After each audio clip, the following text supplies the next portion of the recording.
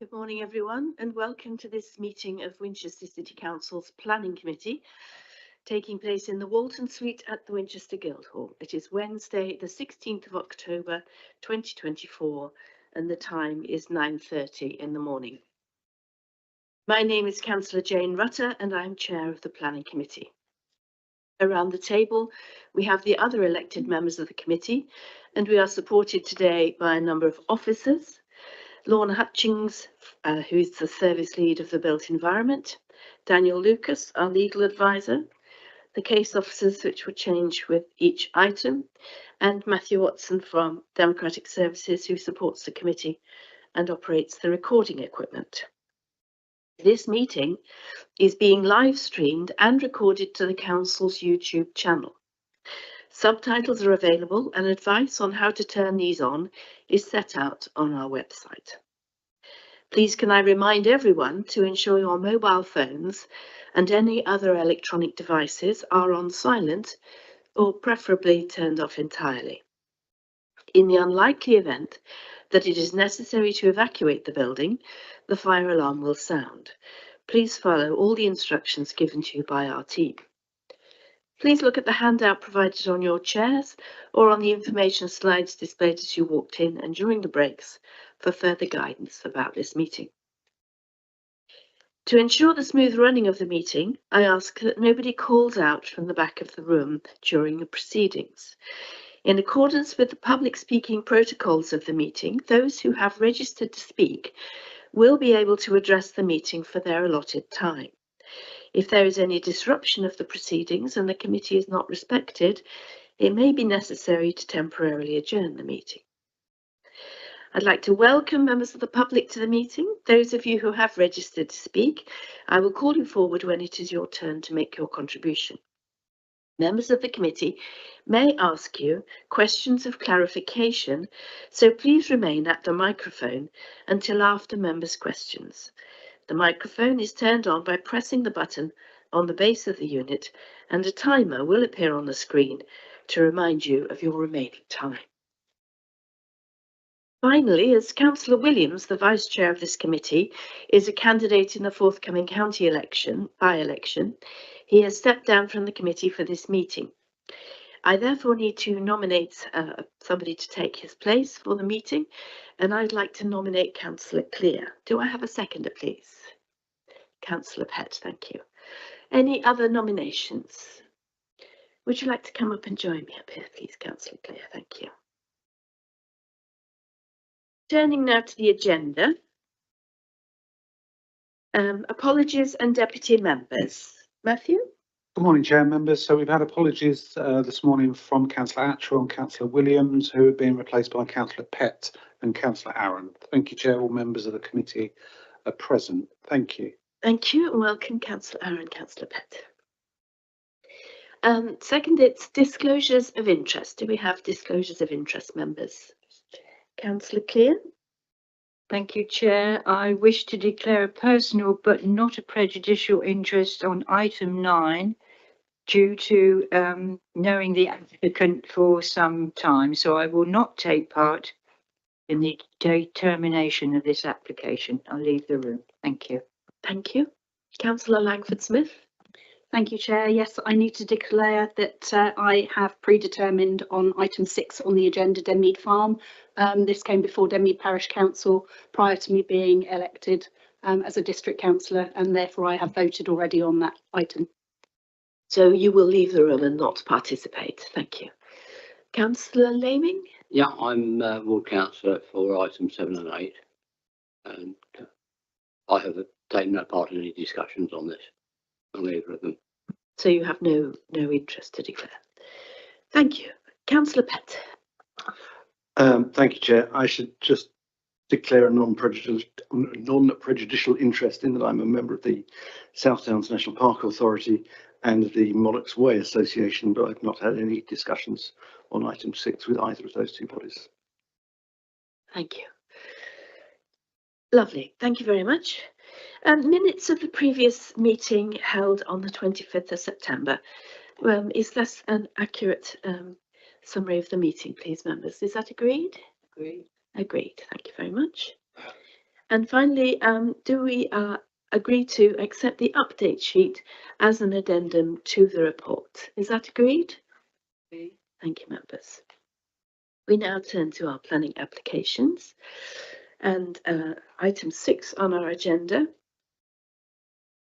The first planning application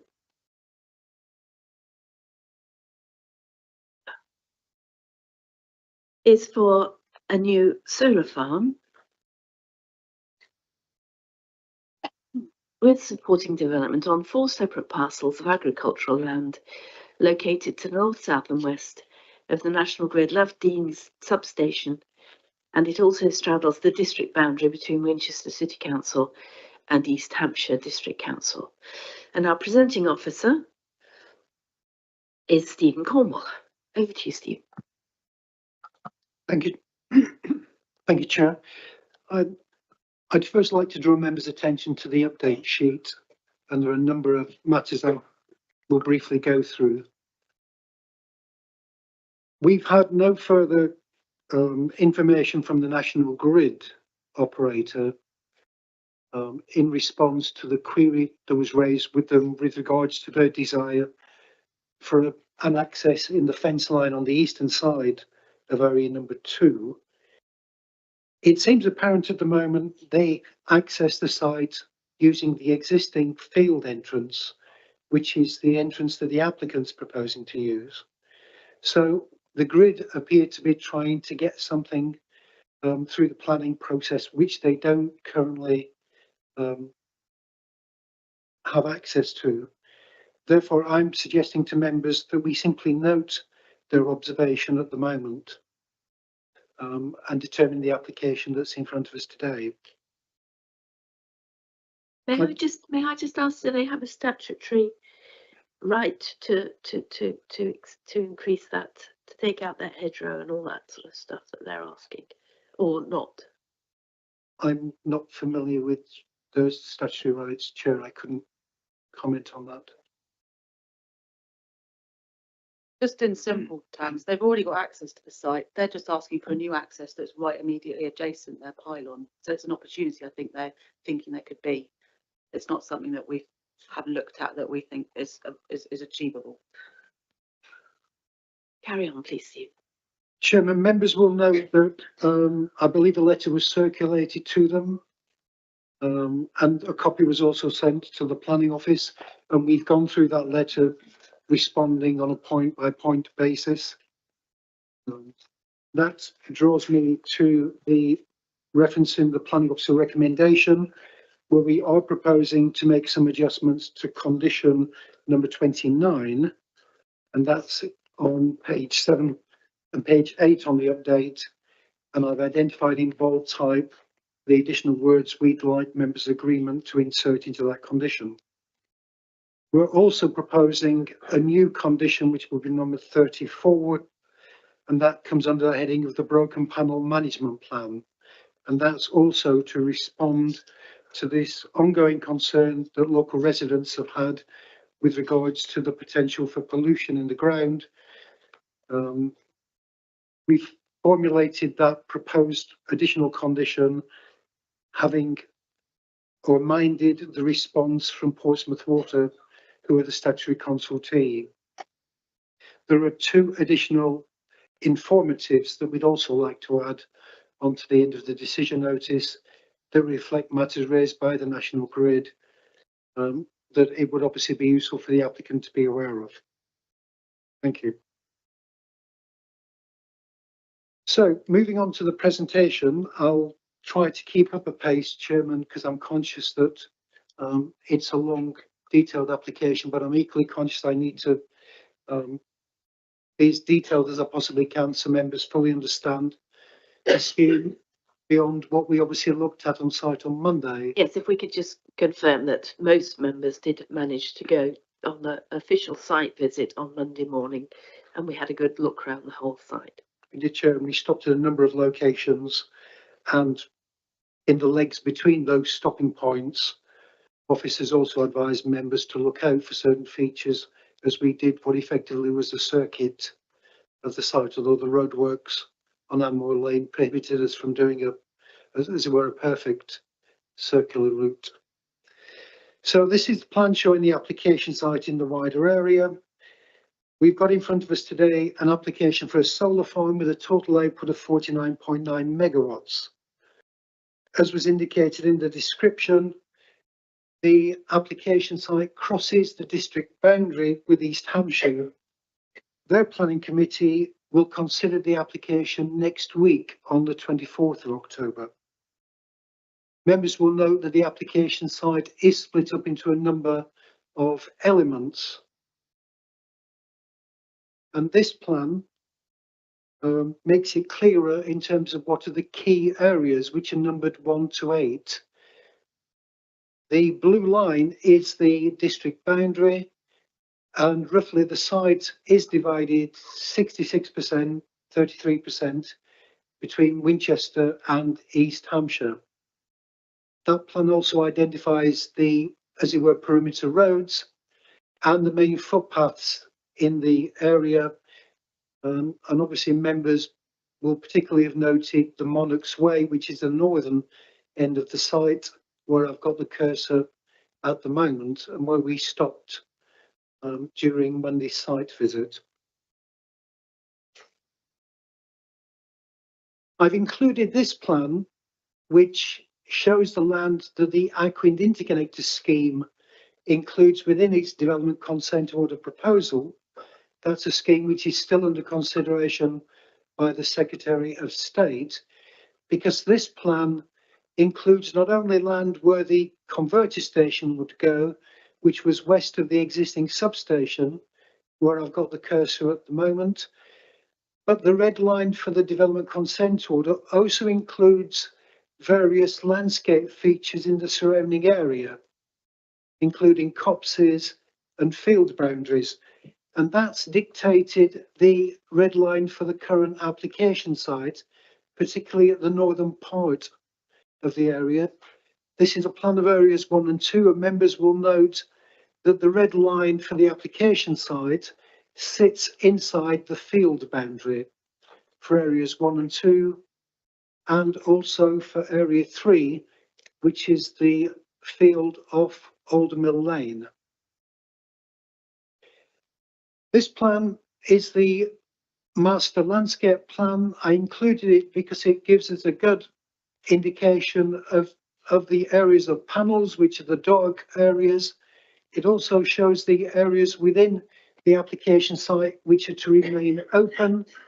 There's a particularly large area, which I believe is approximately 11 hectares down here, which, although within the application site, is no longer to be considered to be included in the area to have panels.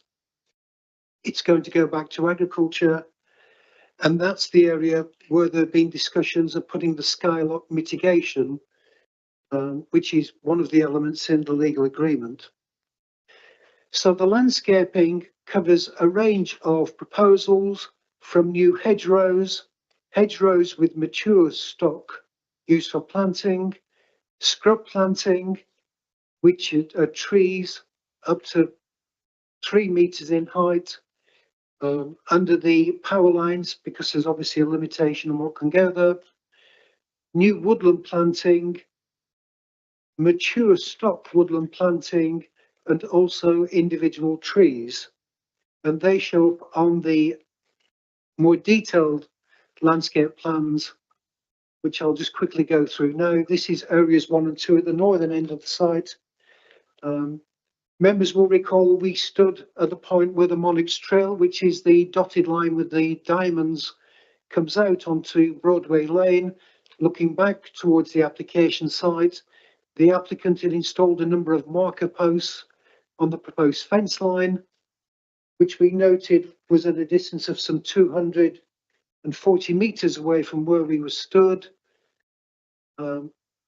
Because of this triangular area of open ground, the light green with the what appear to be dots would be an open meadow, and there would be a mature woodland belt formed with a narrower scrub belt formed on the outside of the fence line. closest distance to the Monarchs Trail in this corner is still in the region of approximately 200 metres. This is area 3. Unfortunately, we couldn't stop as we were driving down the lane because of the physical restrictions. We obviously did note the existing roadside hedge and the proposal to insert the utilise rather the same access as the existing field gate.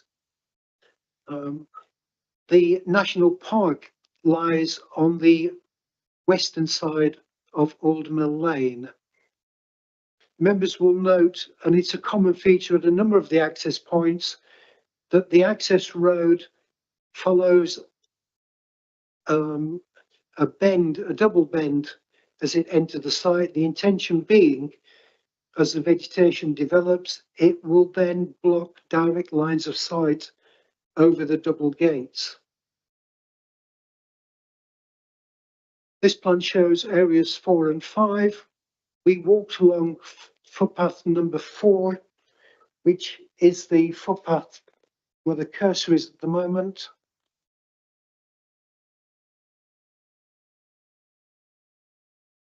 We looked down towards area 4, which predominantly lies within the East Hampshire area, but obviously the district boundary, which breaks through the field, doesn't follow any particular feature, would include an element of area 4, which was in, sorry, I beg your pardon, is within Winchester's district. We looked again at a series of fence posts, identifying the field boundary, sorry, identifying the fence line. The proposal is to place a hedge with elements of scrub planting on the northern side of that, and also the hedgerow continues around the section that falls within the Winchester area. At this western end, the footpath merges with the footpath that's running through the centre of the field, and again we noted on site runs below what looks like a small copse that's growing in an old pit. Those two footpaths merge before they go through the farmyard at Little Denmead Farm. The landscaping plans show an intention to include mature planting along the western edges in some of the planting on this area, and there is a visualization that I'll come to shortly that shows the view from the position where the cursor is. So this is a close-up of area 5. We drove along Crossways Road. We noted that the fence line would be approximately 16 metres in from that what is currently an open roadside boundary. Again, the applicant's proposing to use more mature hedgerow stock to accelerate the establishment of that feature with further individual tree planting in the gap. Chairman, this is another of the Aquin plans. I've included it because in the area south of Crossways Road, it shows the Aquin corridor cable area. This is the land that they've reserved, and explains why the application site, and particularly the western boundary to the application site, runs down through the centre of the existing fields. This is the plan showing that western boundary. The intention is to establish on the outside of the fence line a new woodland belt that wraps around the northern part of that area number 6. On the area number 7, on the western boundary, the proposal is to establish a hedgerow. There would be further planting around the pit in area 7. You'll recall that we stood on the footpath that runs across the southern part of the site, looking up across the field. We noted there's a 30-metre offset from the footpath to the fence line, and again, the intention is to use mature hedgerow stock to accelerate the establishment of that screen feature with further individual tree planting. Whilst I've got this plan up, I'll make reference to the substation, which is intended to serve the entire facility that's located in the northeast corner of that field.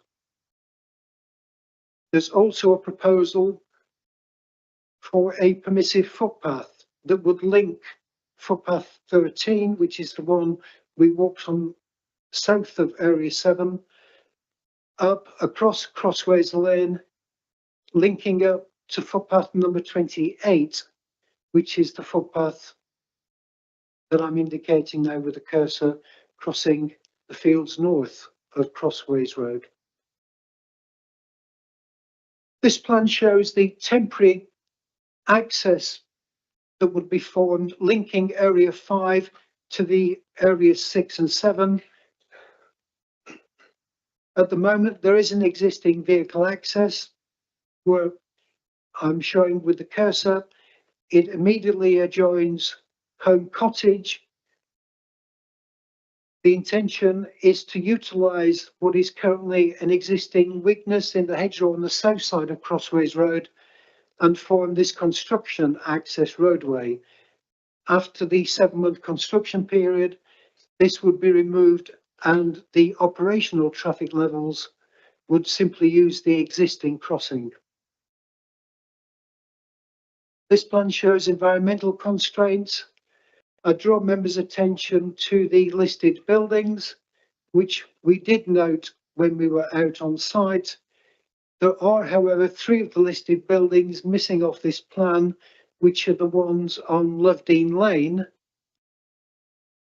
If members can see the cursor at the moment, which I'm hovering over Day Lane continues in an easterly direction for some distance and then meets up where I believe there's a pub on the junction with Lovedene Lane. And those listed buildings are on Lovedene Lane. The report details the distances that the listed buildings are away from the application site. Obviously, a number of them, the ones in Lovedene Lane and this northern one at Ludmore Cottages, although they're within the East Hampshire area, we've obviously considered the potential impact on them of the proposed development. So I will now rapidly go through the photographs and visualizations. So this is viewpoints taken from where we were stood approximately on Monday. That's the area where we parked and lived on Broadway Lane. Looking west, that's the existing viewpoint. The application site is the field beyond the pylon line and the hedgerow, which represents the district boundary. This is year 1. The solar panels would be evident. As we move on, year 5, the vegetation's developing. Year 15, the projection is that the panels would no longer be visible. Turning now to viewpoint 14A, which is from Denmead Hill Lane, looking towards Area 2, from the point where the Monarch's Way leaves the road. It runs on Denmead Hill Road for a section before striking off. This is the existing view, year 1, year 5, year 15. And this is the view from the same position on the road, the Monarch's Way junction, looking towards the northern part of Area 1. So that's the existing view, year 1, year 5, year 15. Chairman, this is the access that serves area 1 and 2 and is the access I was referring to in the update that exists. We obviously couldn't stop because it physically wasn't possible for the vehicles to stop in the road. We did, however, notice presence as we went past. This is a view taken from just a little further down Old Mill Lane, looking over a field entrance. The application site, area 1, is the other side of that existing hedgerow.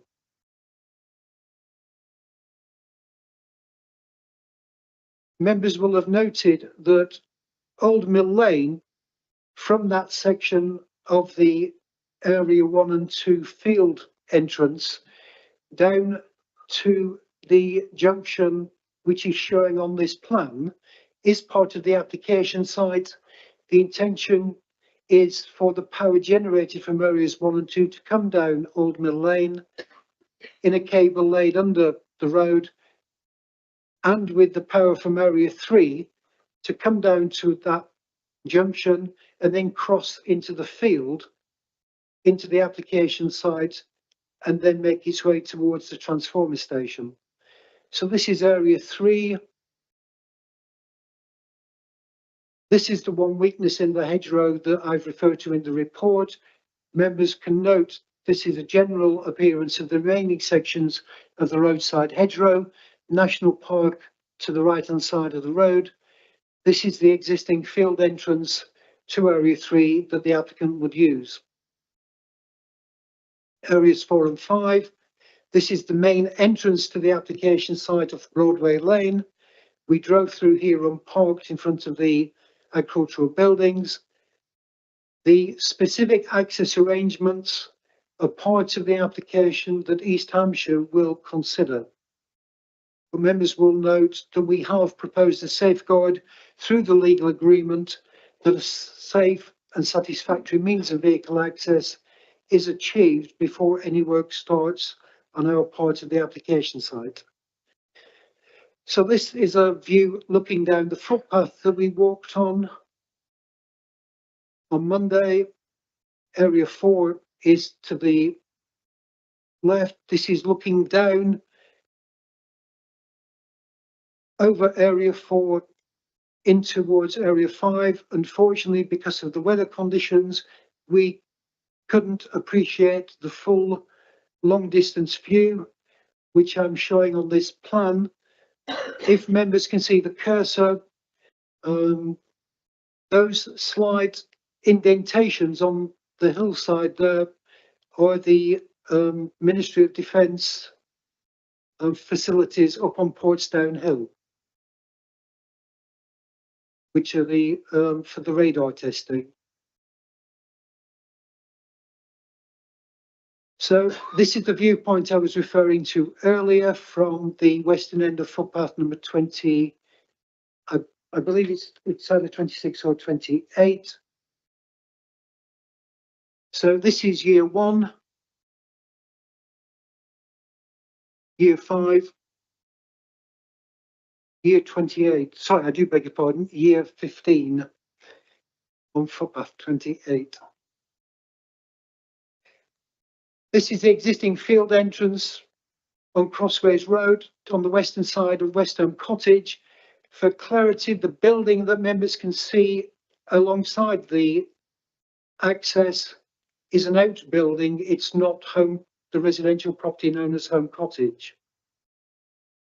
This is a view looking back down towards that field entrance. The intention is that the permissive footpath would continue up that entranceway, then across, striking across this open ground, meeting footpath 28 just south of that copse area, which is the pit.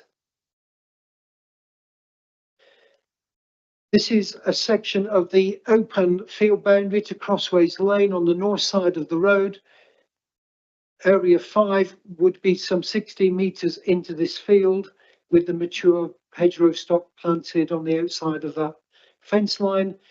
The section of open boundary is some 225 metres in length. We drove past here, but we did slow down and virtually stop to observe. That's the existing view up across that open boundary, and that's a view looking eastward across that open field boundary. There are also a number of weaknesses in the hedgerow on the south side of the road, which I'll come to in a moment. This is the existing gate into area number 6. That's leaning over the gate, looking down on the eastern field boundary to area number 6. That's the district boundary line at the moment. The permissive field footpath would come up the side of that hedgerow and through the gate that members can just see in the corner there. So that's a photograph over the weak point in the southern hedgerow on Crossways Road. Members can see with a cursor the buildings at Denmead Farm. This view is looking down area 6. This is a photograph looking along footpath number 13, where we walked on Monday. We observed the offset 30 metres into the application site to area 7. I also pointed out to members that the cluster of properties known as Shrover lies beyond this existing vegetation to the east. This is a view looking up area 7 towards the pit. And this is a view looking towards the northeast corner of that field, where the proposal is to install the transformer station. Members will note, if I can just quickly go back,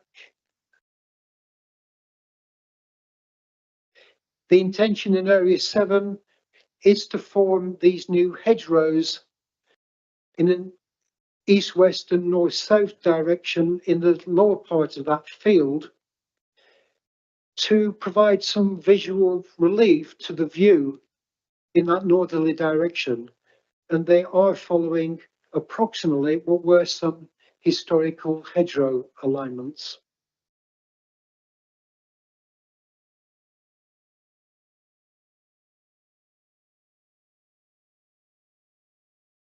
This is a series of visualizations from a point on footpath number 13, looking towards area 7. Year 1, panels are in view. Year 5, year 15. The indication is the panels would still be in view, although obviously the vegetation is developing. Just a couple of photographs taken from a more distant location. This is from a point north of the application site, obviously within the national park, looking towards the application site. The indication is because of the nature of the ground and the vegetation, the application site can't be seen. And similarly, from this viewpoint number 6, which lies west of the application site, this is area number 3. Indication is because of the topography and the existing vegetation, the application or the proposed development couldn't be seen. And this is the photograph taken from Portsdown Hill, looking towards the application site. You need binoculars to identify where the existing substation is to give yourself a reference point. If the application site obviously is a feature out there in the area, it doesn't break the skyline, it's sitting somewhere within that vegetation.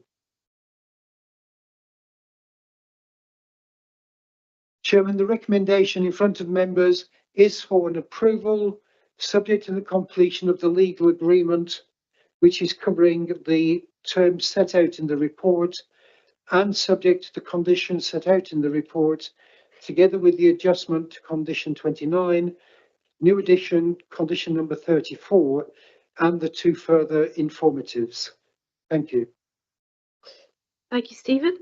We now turn to public speaking. Our first public speakers are Kathy Kane and Bernard Green. If you'd like to come forward, please. Oh, right. Okay, Bernard, thank you.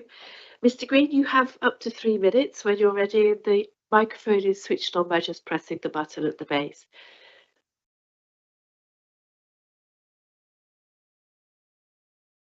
Good morning. Thank you.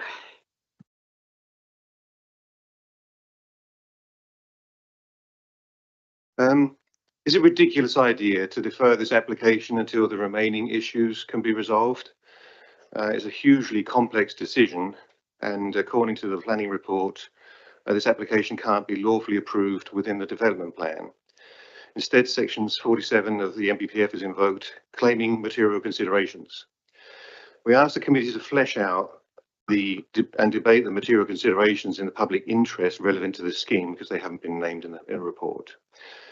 We've had solar power stations in the UK since 2006, and still the only known way to dispose of old panels is a toxic waste in landfill. The report leaves the question of decommissioning open for 39 years and 6 months, thus releasing Enzo from any liability, who have gone on record saying the power station will be sold on to an unknown operator. At the end of the operation, the entity will most likely have insufficient funds to pay for professional decommissioning of the huge amounts of toxic waste. Now, the council could go after the landowner, but what is the legal mechanism that shifts liability from the cash-strapped operator to the landowner? And how long would it take to enforce? So we asked the committee for clarification on that point.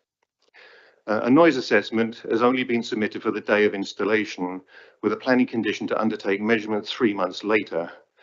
Legally sound arguments using the pertinent British standard robustly indicate that the 40 years of operation are the more relevant period for assessing noise, particularly as the equipment becomes noisier over time and the inverter fans wear and steel plates in transformers start to loosen and rattle. This is easy to prove by standing outside the solar power station at Southwick.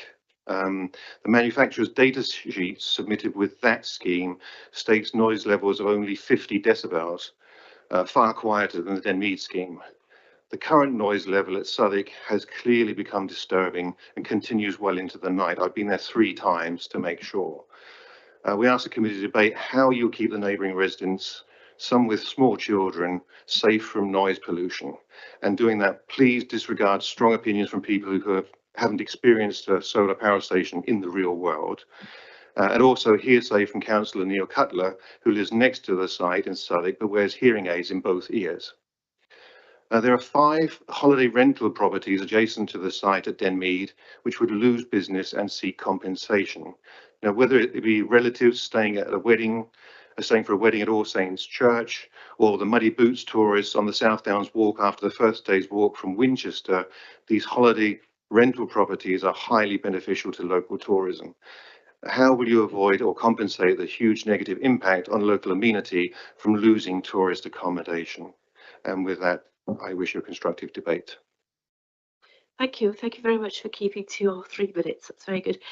Members, if you could just, members may just have matters of clarification to ask you, if that's okay. Members, do we have any questions of clarification? After all that, not at all. Thank you very much, Mr. Green. Thank you. If you may return to your seat. We now have the Parish Council representative, Councillor Andreoli. If you'd like to come forward, Kevin. You know the routine. And you have 3 minutes as well when you're ready. Thank you.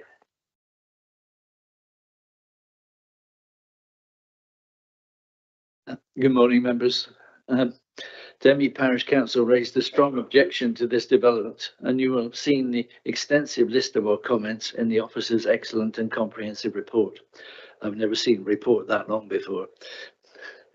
Many people have written to WCC supporting the application, stating that the country needs these sites. Most, if not all of them, are not from the immediate area, and they almost certainly are not dependent on the water from the aquifer below the site from which Portsmouth Water draws the drinking water for the area. The solar panels to be used on the site are not compliant with the restriction of hazardous substances directive. And so we have no idea what dangerous chemicals may be released to contaminate the aquifer if a panel breaks. We also have no idea if such panels will be recyclable in the future.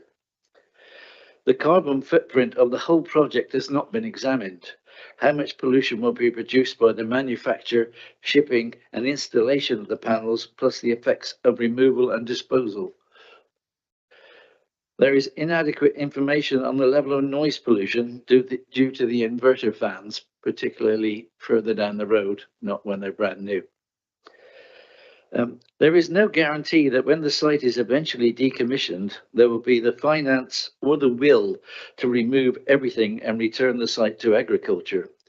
Denby Parish Council urges that a bond be imposed on either the applicant or the landowners to ensure the finance is available when required. There is no benefit of any kind to the parish of Denmead.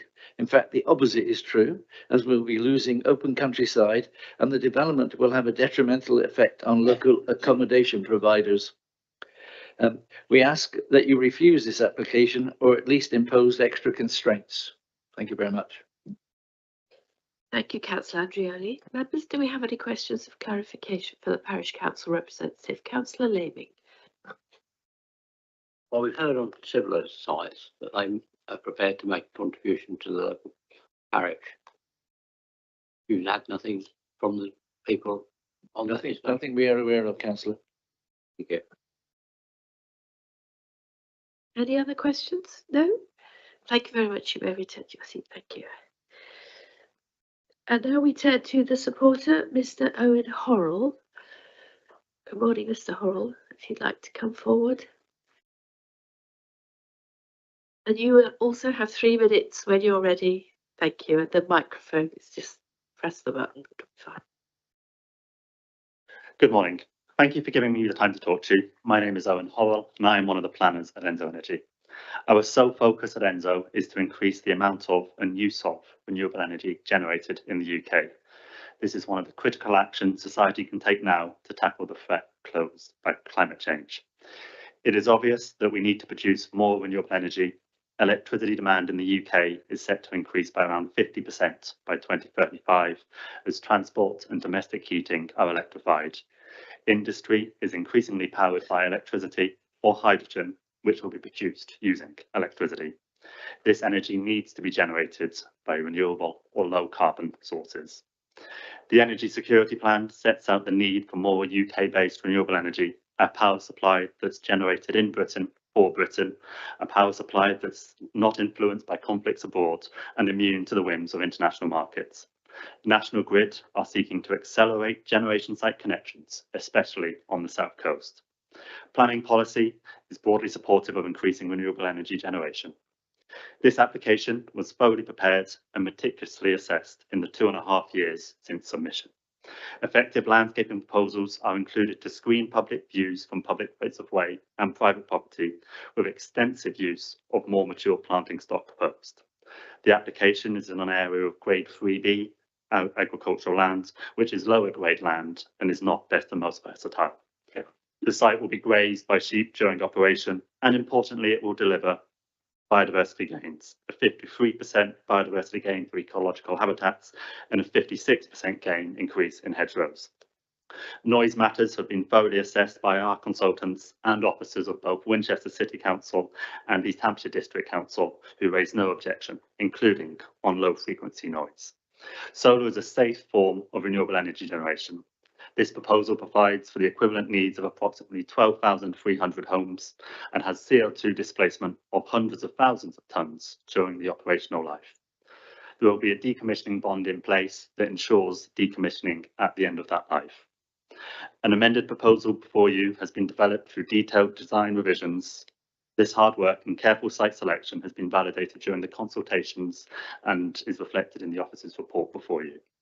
Enzo have accepted all conditions and worked with office proactively to address comment where we can and amend the proposals. It is essential that projects like this are permitted now, and I would welcome any questions or clarification. Thank you for your time. Thank you. Members, questions? Councillor Laming. Thank you, Chair. I've got quite a few questions that are going through my mind at the moment. We hear about the panels not being able to be disposed of properly. Now, the average life of a panel, or the design life of a panel, is 25 years. So how do you propose to actually dispose of them? Indeed. Thank you, Councillor. So we're looking back of those schemes that were built earlier on, a decade or so ago. The average life of those panels was around 25 years. Times have got better. Panel technology has moved on such that the panels that we would seek to install are warranted for at least 30 years, and we would expect them to work well for at least 40 years. So their life is that's tied to the life which we would seek planning permission for that 40-year period. In terms of recycling, it's quite correct to state there is no large-scale recycling of panels, but at their basic component parts, they are simply glass, sand and metals. And it's estimated that in time, and it's not an industry that is available today, but in time, given solar farms like this, and indeed many others that are already operational, will come to the end of their operational life and panels will be recycled. It's not thought that they'll all go straight to landfill. Indeed, when you look at their basic component parts, the metal frames come off very simple, and aluminium is readily recycled currently, as is glass, and effectively the bits that can't be recycled is the plastic sheathing to the electricity cables and the glue that holds the various layers of glass and silicon together. So there is a conceivable way by which these are recyclable and not all thrown to landfill. So what's the efficiency of the panels that you're looking at using And so nationally, I believe the efficiency is around 11.2%. Right, so have you considered the Oxford type of panels where you're using a hybrid panel which gives you a different wavelengths to actually generate the power, so you actually do better in the winter than you do in the summer than there was with traditional panels where you're using a parasite?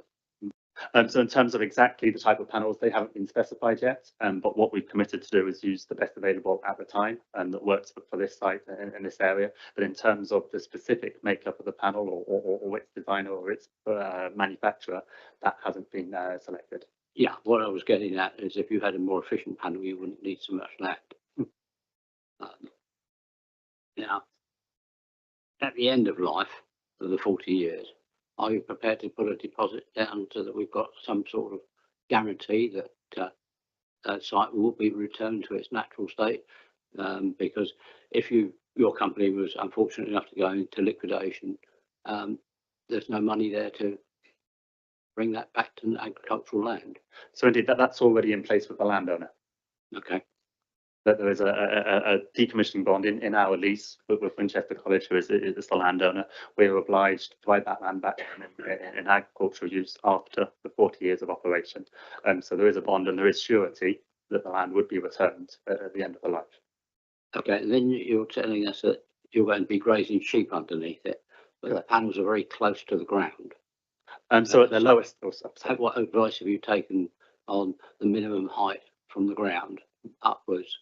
Because sheep are not the easiest of animals to look after. You need to constantly monitor your flock to make sure they're not on their backs. And with a solar farm, that's very difficult to actually go around looking at it. So I'd like some assurance on how you intend to maintain the flock. Oh, of course. So at their lowest edge, the panel is 80 centimetres from the ground. So 80 centimetres off the ground is the lowest edge of the panel. So sheep can graze quite happily amongst and between and around the panels. And yes, the time involved for the shepherd is greater than a regular open field. But grazing sheep on solar farm is a common occurrence up and down the country. I've yet to see that happen. So that's hence the question. Is that the end of your questions, Councillor Leibig? No, there's one other question. One more question, thank you. The substation, how close is that to the nearest house? The substation, I'll need to get a scale measure, but it's at least 500 metres away from the nearest house. So have you looked at how the sound travels at night with the ambient sound as it is at the moment compared to what it would be? Because sound travels a lot more at night than it does during the day. Indeed. So the noise assessment that is submitted considers both the daytime and nighttime period. The baseline exist, and we modelled the operation of the solar farm during that entire period. So naturally, solar panels only generate during daylight, and dawn and dusk are some of the more sensitive periods for noise, but it's all based on the worst case scenario, which is the night time, and that's the way the modelling is undertaken. Thank you very much. Councillor Cunningham. Thank you, Chair. You say that you haven't specified the actual type of panel that's going to be used, but you're able to say obviously that the lowest part of the panel is going to be 80 centimetres from the ground.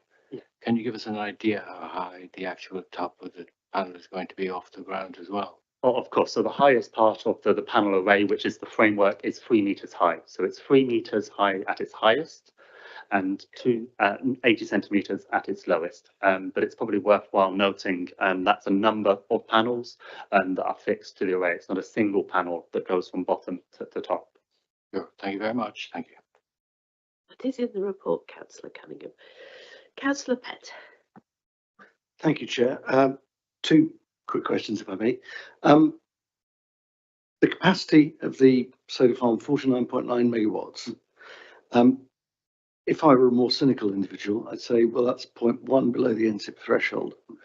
If you were to go the NSIP route, I'm being a total layman in these things, I would have thought that would have been damn sight easier for you than trying to deal with two separate LPAs in doing this. What was the reasoning for that 49.9 figure, please? Of course. So as you say, that is the threshold at which you become a nationally significant infrastructure project. This scheme is not that, and it's effectively an artificial cap. The other thing that's probably worthwhile noting is that is the equivalent of our connection at the National Grid Lovedean substation. So we have an up to 57 megawatt connection at the Lovedean substation, of which we would be using 49.99. Okay, thank you. Second question. It was raised earlier, the carbon footprint of manufacturing materials for this farm. How does that sit against the carbon saving from generation of solar power? Of course. So again, well, Solar UK, a trade body, would suggest that anywhere between 1 and 4 years, a solar farm would pay back the carbon which it takes to manufacture, ship, install, and effectively establish a solar farm. Other papers, and I've read academic ones that say it's sort of anywhere between 7 and 10 years. So in any case, you look at a 40-year life, there is a considerable period once the initial carbon that's used for manufacture, shipping, construction, and the likes is paid off. In terms of CO2 displaced by generation of energy through renewable means, rather than the baseline, in terms of the baseline of the electricity grid, we estimate that it would be around 11,400 tonnes of CO2 that would be saved each year, or 450,000 tonnes over the 40-year life. So it's not by any means insignificant. I guess the other element that comes into thoughts around carbon payback periods in any case is we know that energy demand is going to increase dramatically over the next generation or so, and electricity is going to need to come from somewhere. And in such instances, it's far better, in my view, that they come from a renewable source rather than another source that isn't a renewable source, or indeed low carbon. You know, there's all sorts of issues with nuclear power stations and the like that go on for generations that renewables, and in particular solar, just doesn't have. Okay, thank you. Thank you, Chair. Thank you. Any more? Councillor Small. Yes, thank you. You did mention it about the bond. Just for clarity, could you just tell us what would happen with any change of ownership, either from yourselves to somebody else or the landowner? Thank you. Oh, of course, thank you. So the bond is tied within the lease that we or the developer will take on with the landowner. So if Enzo were to go bust, or we were to sell the project to a pension fund or something similar, that lease and all the documents go with that to the future owner. So it runs with whoever owns and operates the solar farm right up to the year 40. And then there's that sort of the bond, the insurance policy, if you will, for Winchester College at the end of it, if it's required. But frankly, we're yet to see a solar farm that has got to the end of its operational life, but even those that have been running for 15, 20 years are doing so fine, and aren't in a position whereby companies have gone bust, or the assets don't have a value to pension funds or similar. Councillor Clare. Thank you, Chair. Good morning, nice to see you.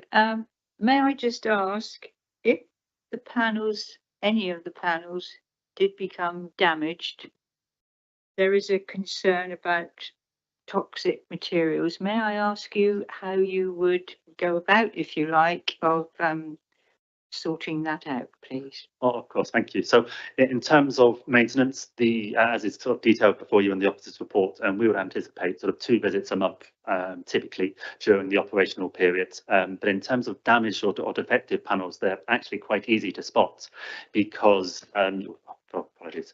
You've got a series of arrays, and each array should be producing a broadly similar amount of electricity, such that if you've got rows 1, 2, and 3 all producing one amount, and then rows 5, another row starts to produce a different amount, it's quite clear that there's a damaged or defective panel, and that area becomes a focus of those fortnightly or so operational and maintenance visits. And if there is a damaged panel, it's a relatively simple system whereby you can unplug the panel that's affected or damaged, take it away and put a new one on, or a replacement one on in its place, and that solves that one out. They're relatively simple in terms of they're often designed for sort of Meccano sets where you can take off parts, put another bit on. So if there was any damage, you would know pretty quickly because of your output. Your energy output would be different, and it could be ready to be replaced and taken away within a matter of weeks.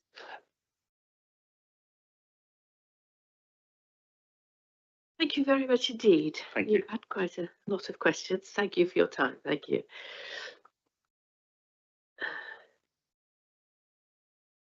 Good. Now we come back to our officer. Stephen, do you have anything to add following the public contributions before we move to members' questions? I don't think so, Chair. I think all the issues that were raised have been covered in the report. Indeed, indeed. And in the new conditions that are on the update sheet as well, because this, could you just remind us of the new condition about noise? Because there was some concern about noise, and that's that it's going to be covered throughout the life of the solar farm now. Yes, Chair. The situation as the applicants indicated is, and the objector alluded to, we haven't got specific details of the particular pieces of equipment the applicant proposes to use. That's not unusual in an application like this. So what the consultants did is modelled forward projections in terms of what the likely noise output would be and what impact would result on sensitive receptors. And we've then formulated, in association with the applicant, this 2-stage condition that says before any equipment is installed on site, we agree the details and we see the manufacturer's specification, which would include the projected noise output. So we can confirm that that is going to stay within the range that was originally projected and is set out in the condition. And then within, I believe, 3 months of the first generation of any power, a specific field survey is undertaken that confirms that the noise levels which are actually occurring on the ground do fall within the projection. And obviously, if for some reason they weren't, there would be a need then for mitigation, and that's included in the 2nd stage of the condition. What we've done in the last 48 hours is, in recognition of the further concerns raised about noise, talked again to our environmental protection officer, and what we're now proposing is to include a reference to the maintenance of the equipment throughout its life, i.e. the 40 years. Clearly, the noise limitation will apply throughout that full period. So in normal circumstances, if there was a complaint, we would have reference back to what was approved. And that would be assessed as part of any specific noise investigation. So we believe that we've got the noise covered to a satisfactory degree. Thank you. And the other thing, of course, which was also raised in questions to the applicant was the issue of broken panels. That I see we have a new condition, broken panel management plan 34, which very clearly covers all of that, doesn't it? Yes, Chair, the intention is to get the applicant to set out in more detail the actions and the timetable for responding to the sort of incident that's been indicated. Thank you. So members, we go to questions on the report. It's a very long report.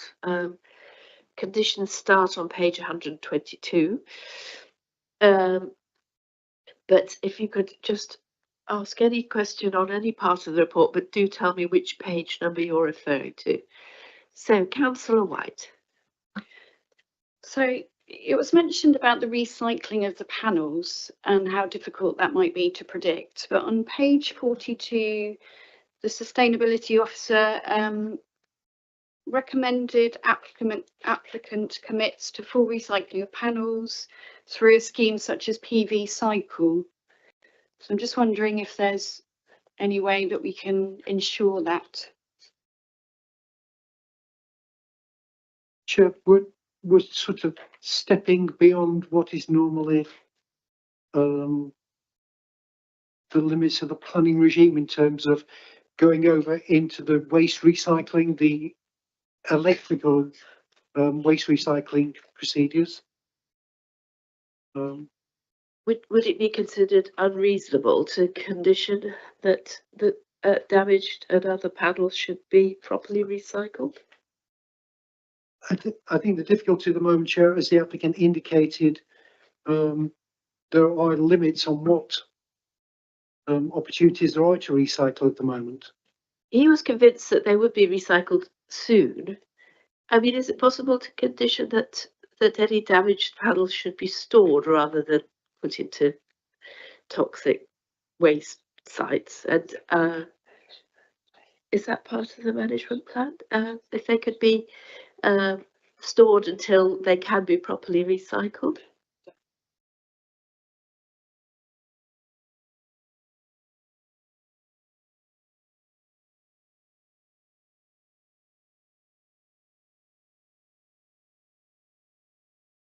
Chair, it's always going to be fundamentally unreasonable to insist on something that we know isn't yet there and available.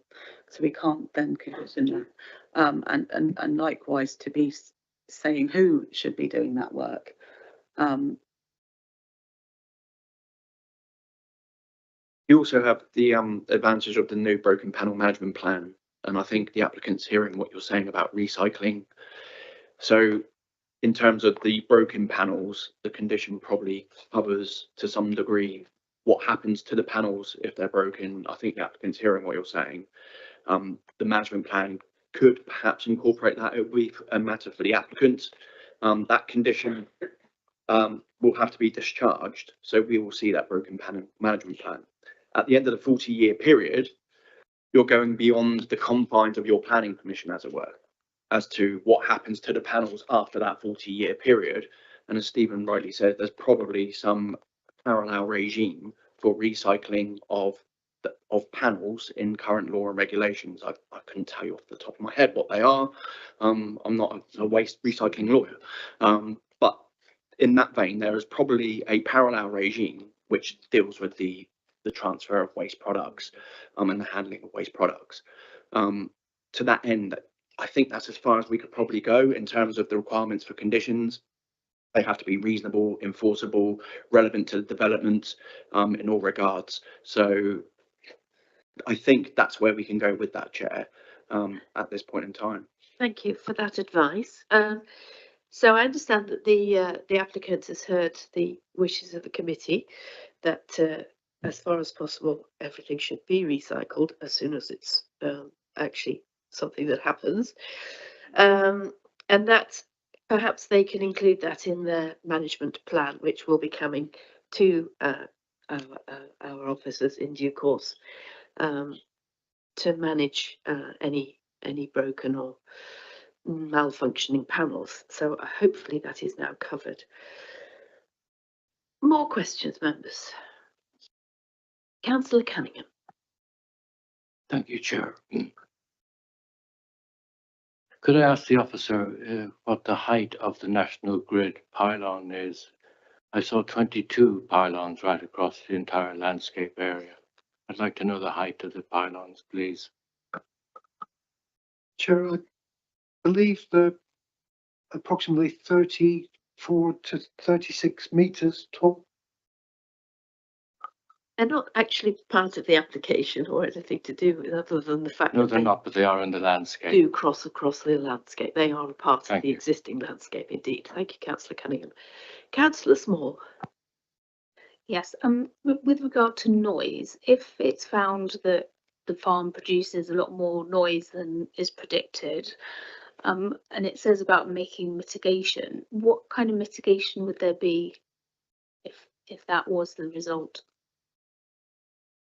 The equipment, most of the equipment, such as the inverters and some of the transformers, are going inside containers. So obviously there's a potential to insulate those facilities to reduce the noise levels. But I mean, obviously they would be technically in breach of the condition if they failed to keep within the nominated or below the noise level. Would we be able to insist that equipment was replaced if it became much noisier or something like that? Well, clearly, Chair,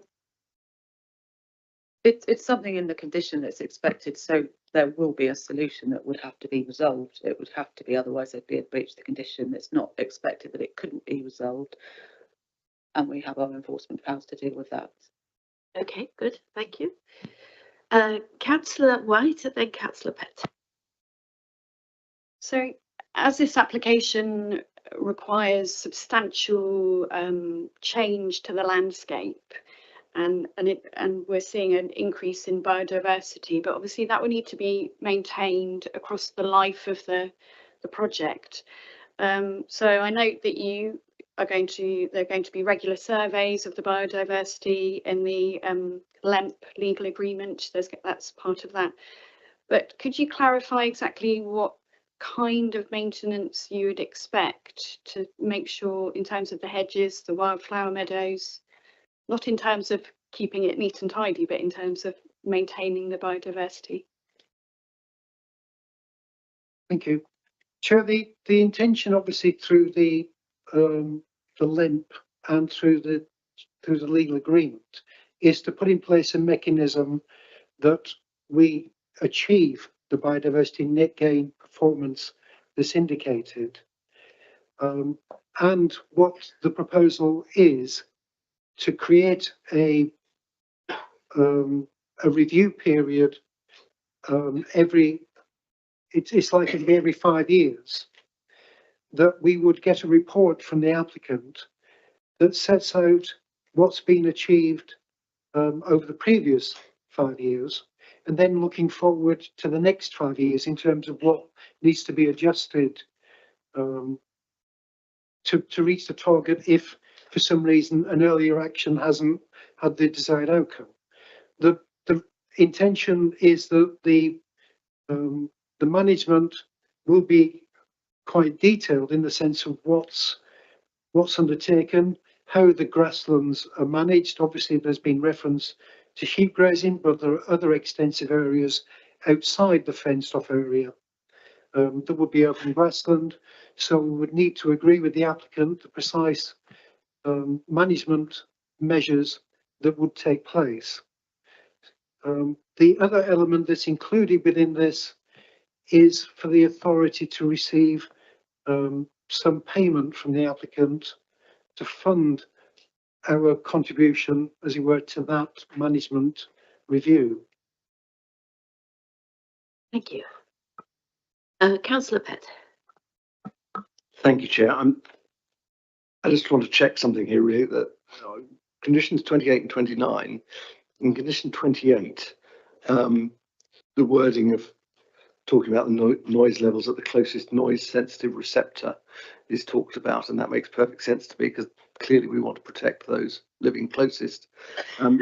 In condition 29, is it sufficient to talk about the effect on prevailing background sound level as set out above, or should we make clear there we are talking again about the levels at the closest receptor? Very, very happy to be advised either way on that.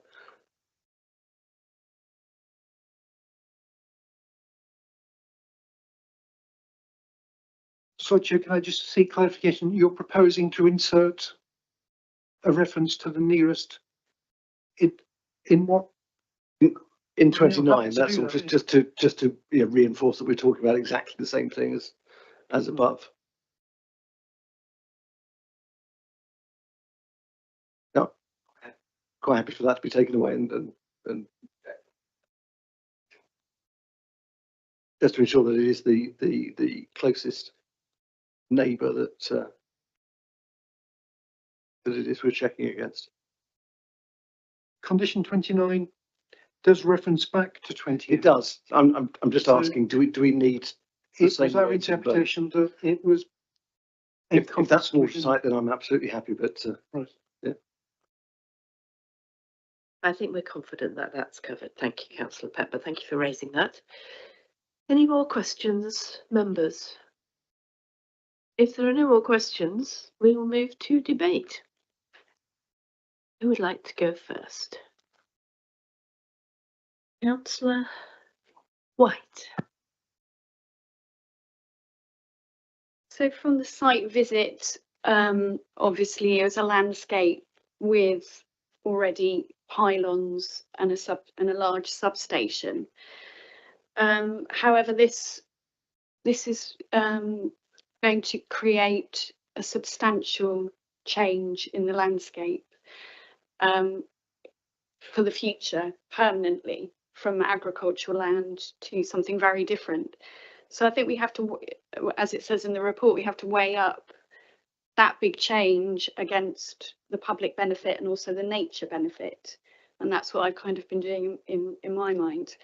And so in terms of the government policies to move towards more renewable energy, for energy security, the amount of energy that can be produced here is significant. And there aren't that many sites where we could have that amount. But then there's also the gain for nature in terms of the biodiversity increase.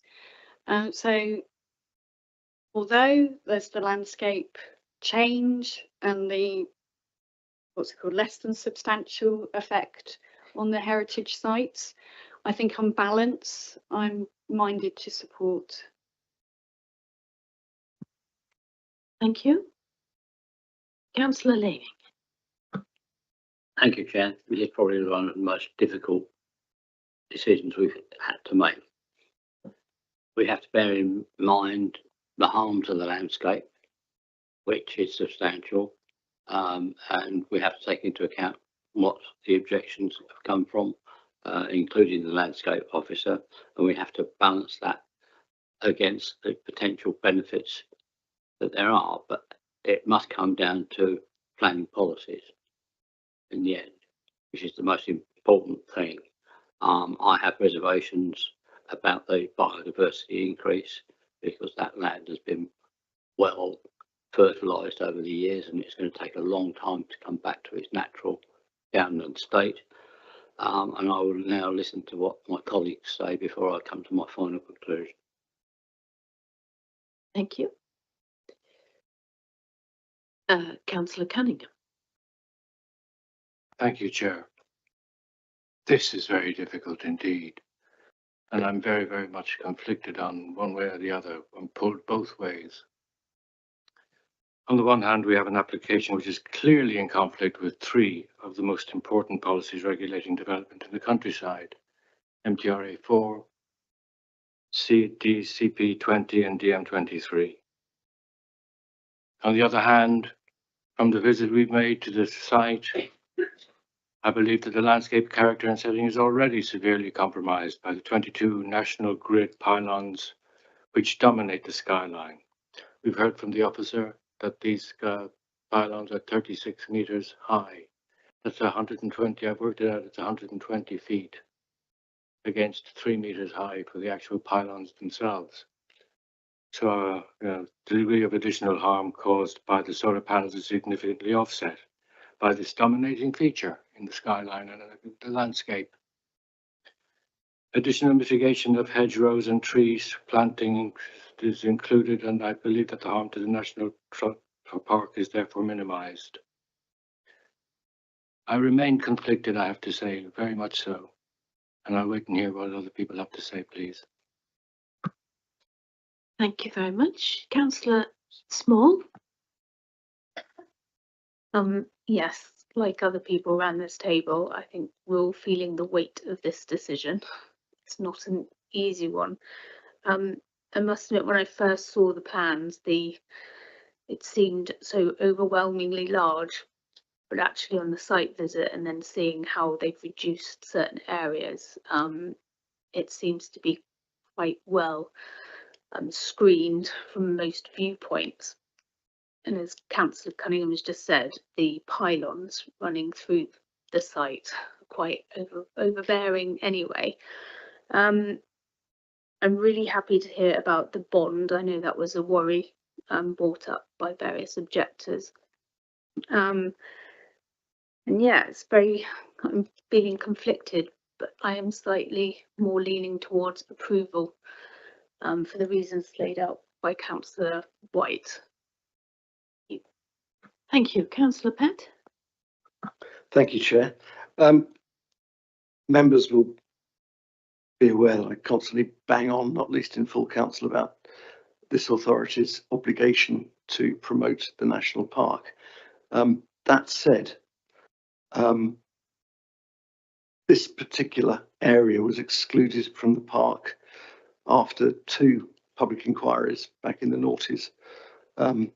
And as we've seen from the plans and the officer's report, it is outside. Noting the National Park Officer's comments that it affects the setting of the park, I lean towards Councillor Cunningham's view on this, that an area with 22, was it, pylons there, they are the dominant feature of that particular bit of landscape.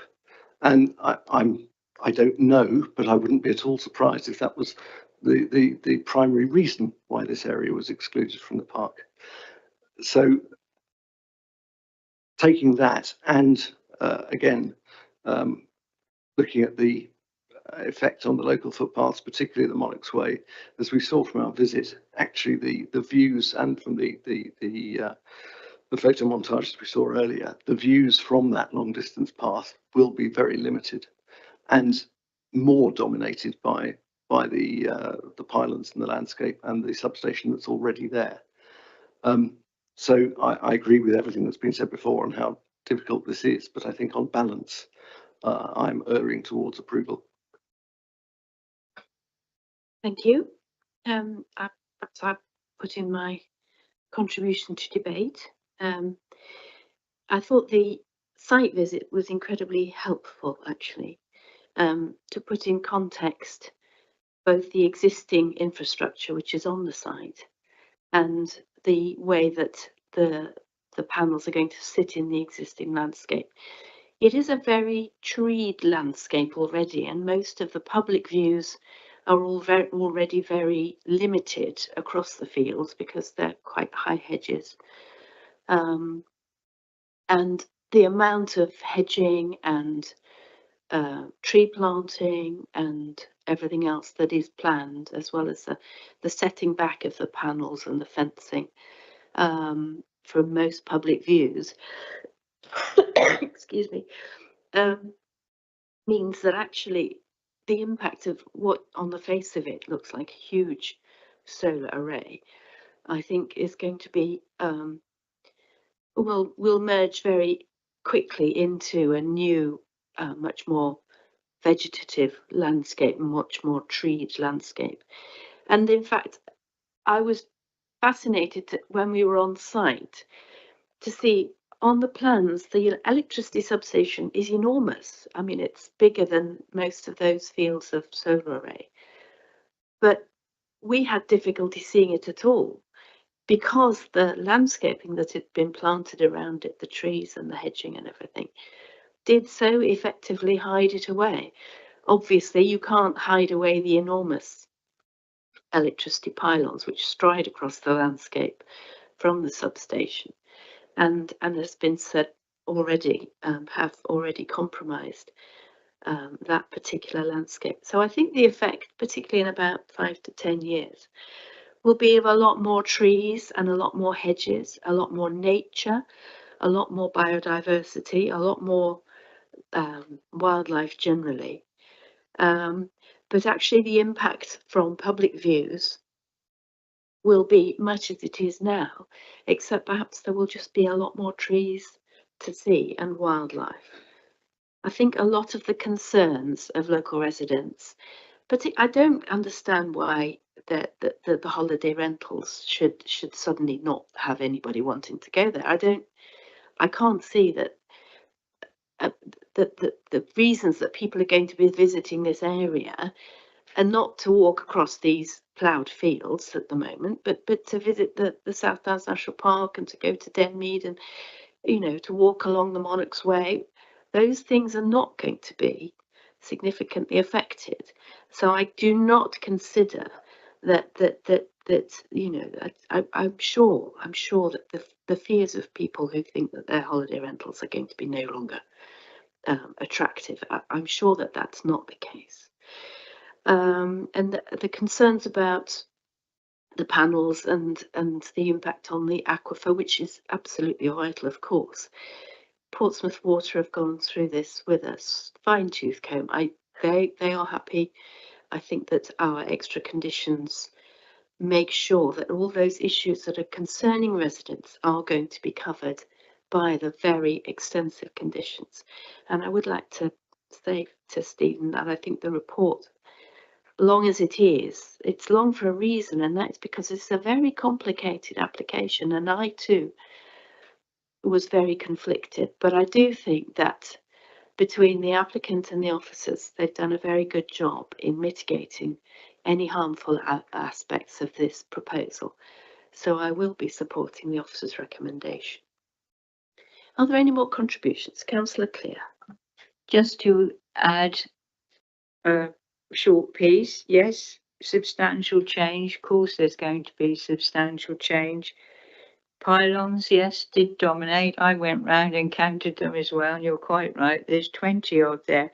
But what I'm pleased about, and thank you for the site visit, because that was very informative and we needed it. So thank you, Stephen, and thank you for this gigantic report. But I was so pleased that there will be individual tree planting in the gap, further planting around the pit in area 7. And that pleased me because though it's going to be 15 years before it's all, at least it's there and it will screen a lot of those solar panels.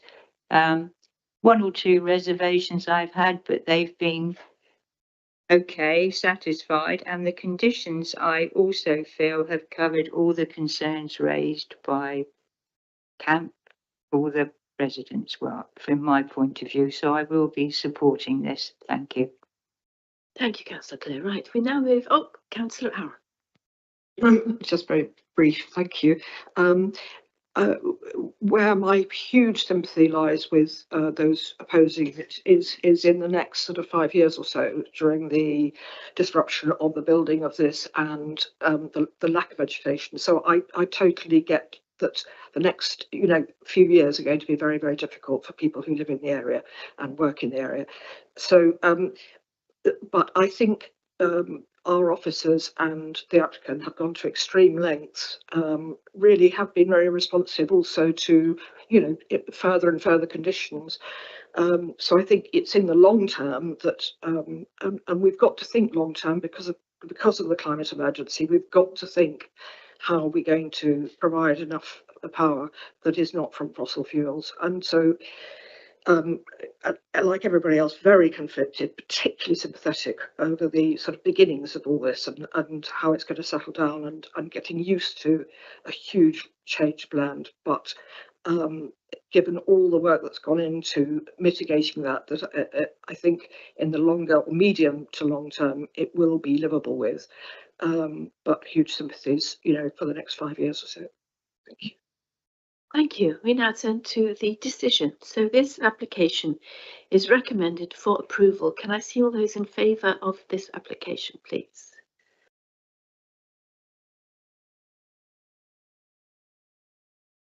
And those against? And abstentions? One abstention. So that application is approved together with the amended conditions on the update sheet. Thank you very much. We will now take a break and return at 11:15. Thank you.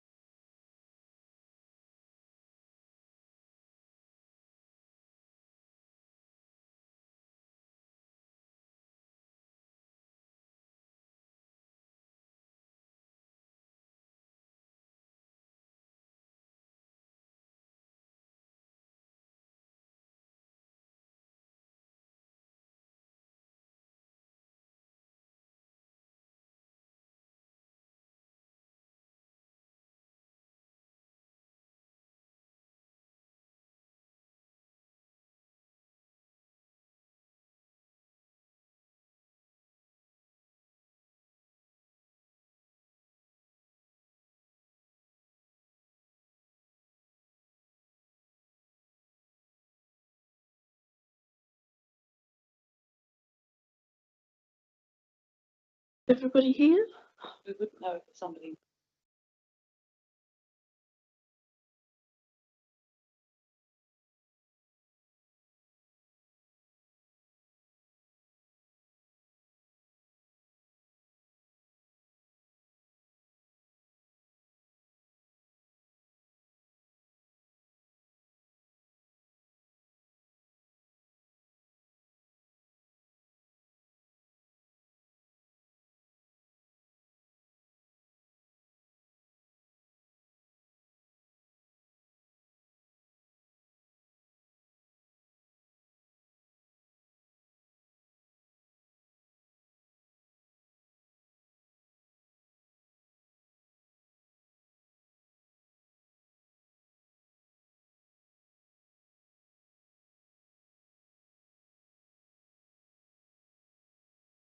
I think everybody's here, so I think we'll start again if that's okay. Unless anybody knows of anybody who's popped out and isn't back. No? Okay. Right. So we now resume the planning committee and with item number 7 on our agendas at 68 Old Kennels Lane, Oliver's Battery. And our presenting officer is Matthew Rutledge. Welcome, Matthew, and over to you. Thank you. Thank you, Chair. So the application is at 68 Old Kennels Lane. The proposal is for ground floor, rear, side and front extensions, roof alterations to provide first floor accommodation and changes to the exterior materials. This is the location plan and the existing sites. Property is a detached bungalow with a separate garage. So the proposed block plan shows the additions to the footprint of the property. So there's small front extension and extension to join the garage to the main house. This is a proposed site and roof plan which shows better shows the alterations to the roof. So the main roof of the property, the gable and the ridge is the orientation has changed around, so the ridge is now parallel to the street, similar to the two neighbours on either side. There's an addition of 2 flat roof dormers on the front and a larger flat roof dormer on the rear. The garage extension is flat roof, and there's also a proposed decking area to the rear. There's a few small trees and shrubs that are shown in red here to be removed.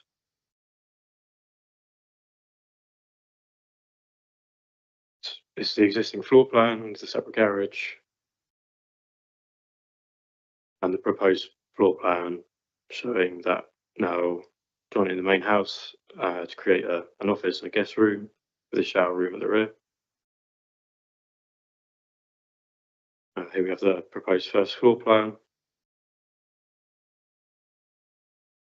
So this is the existing and proposed street view. So you can see how the orientation of the roof has changed. So the gable no longer faces the street and the ridge runs parallel to the street.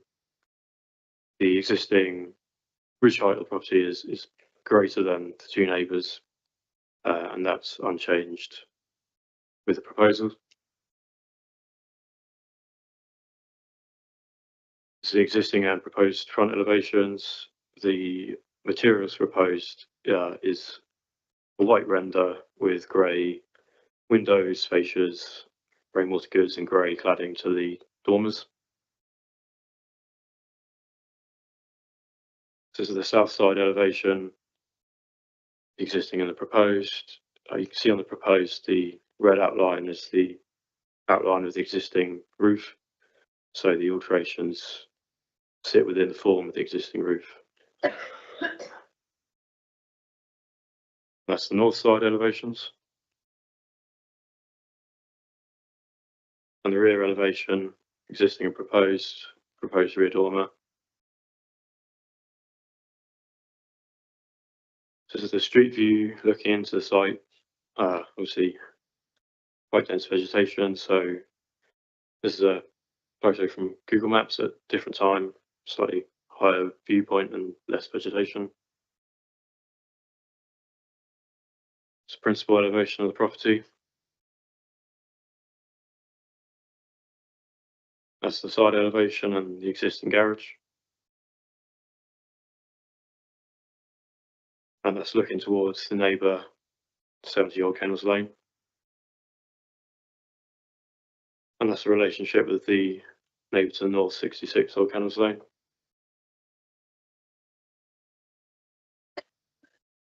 It's a rear elevation, and then looking towards the end of the garden, and quite overgrown. And then just a couple of images from Google. So this is directly opposite the site, showing some various development. Here, an example of render and a front dormer. In the corner, there's a smaller bungalow, and then right at the end, a larger 1.5 story sort of chalet style bungalow with 2 front facing dormers. And this is 3 properties along to the southwest on the same side of the road. You can see very similar materials. That's to what's proposed here. This property and a 2-story property here.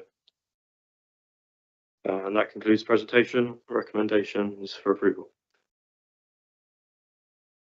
Thank you very much, Matthew. We now turn to public speaking.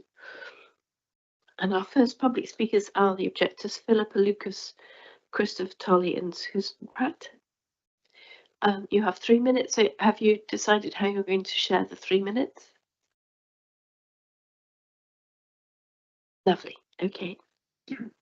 And you are Mrs. Lucas? You're Susan Pratt. Thank you. And okay. Perfect. And I think there's a PowerPoint presentation as well.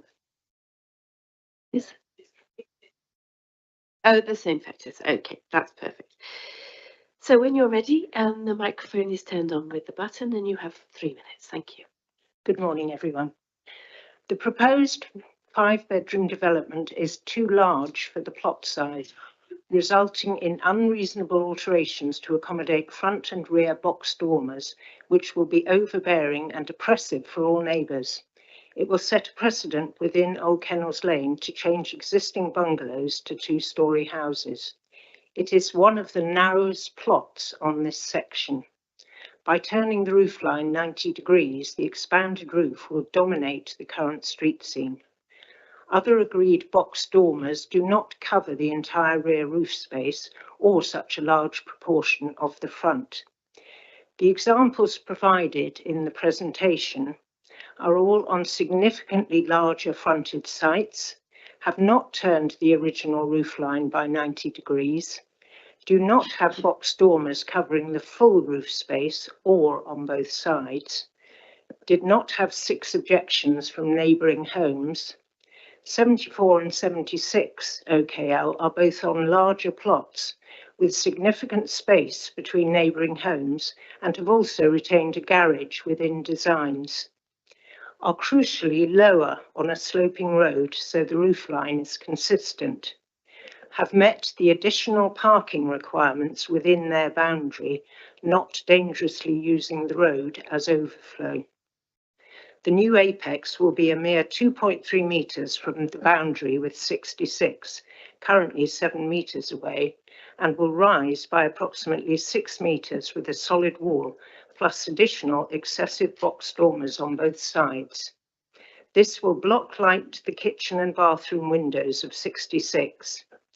The garden privacy of 66, 70 and numbers 1 and 5 Sunnydown Road will be compromised with the 2nd-storey addition.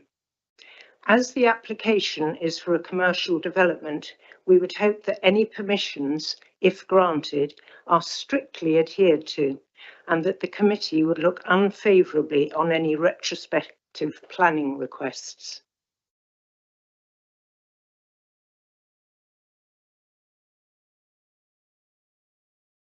A house which has 4 bedrooms and a bathroom on the 1st floor is not a 1.5-story chalet, as your planning officer, Mr. Rutledge, has written. It is a 2-story house. In this proposed development, the very large dormer windows necessary for the accommodation of the first floor will be overbearing and out of scale with the neighbouring properties. When your planning officer says, as he repeatedly does in his report, that the dormer windows will not adversely affect the street scene, he is, I think, mistaken. I'm sure that you should reject his advice. If, however, you do approve the application, I hope it will be with the assurance that the developer will respect the terms of the planning permission you have granted. Thank you very much. That's the end of your time. Members, do we have any questions of clarification for our contributors? Councillor Laney. Can you tell us whether you know of any other dormer window which goes complete length of the building on Badger Farm, on Oliver's Battery? Because I can't remember one.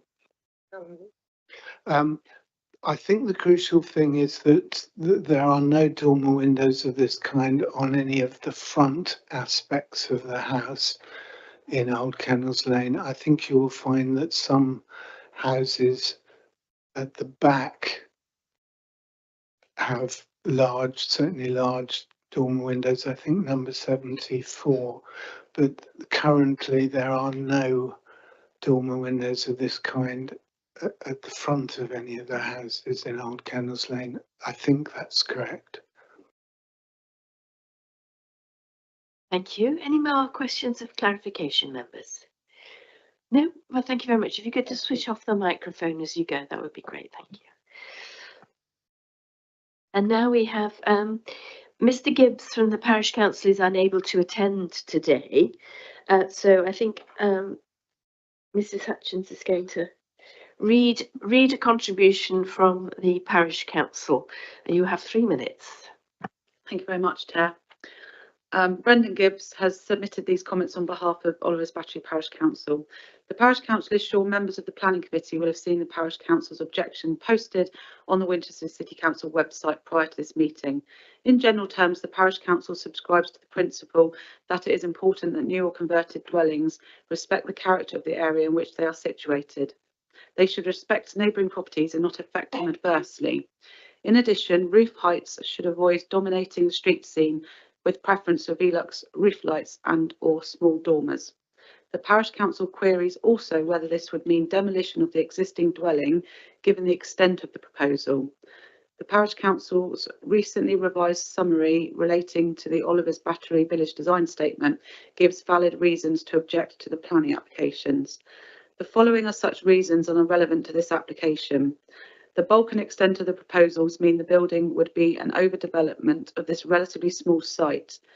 The proposed dwelling would be overbearing as it spreads across the entire site and has one-storey bungalows on both sides. In addition, this proposal would overlook and overshadow nearby dwellings and thus adversely affect neighbours both adjacent to and behind this site.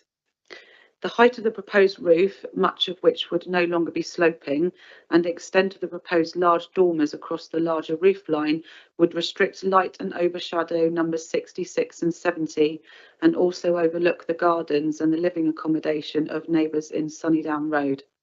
The fact that the ground slopes away from the rear of 68 Old Kennels Lane towards Sunnydown Road exacerbates this overshadowing and the overbearing nature of this application.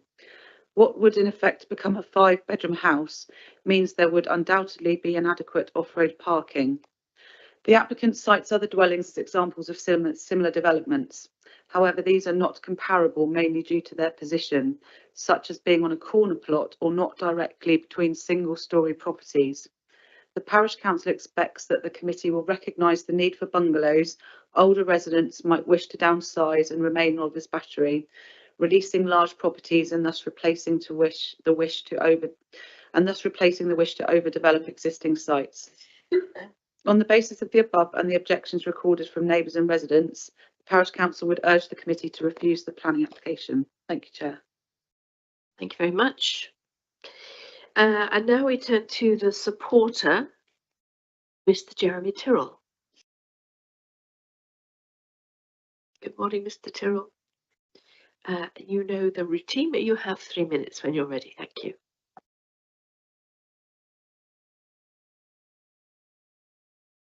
Thank you, Chair. Good morning, members. I'm Jeremy Tyrrell, the architect and agent for this application. The design before you is the result of a proactive and positive pre-application dialogue with your officers. A previous proposal, prepared by others, for a full two-storey dwelling was withdrawn following officer advice. Following this, our client, the applicant, appointed us to provide a fresh approach.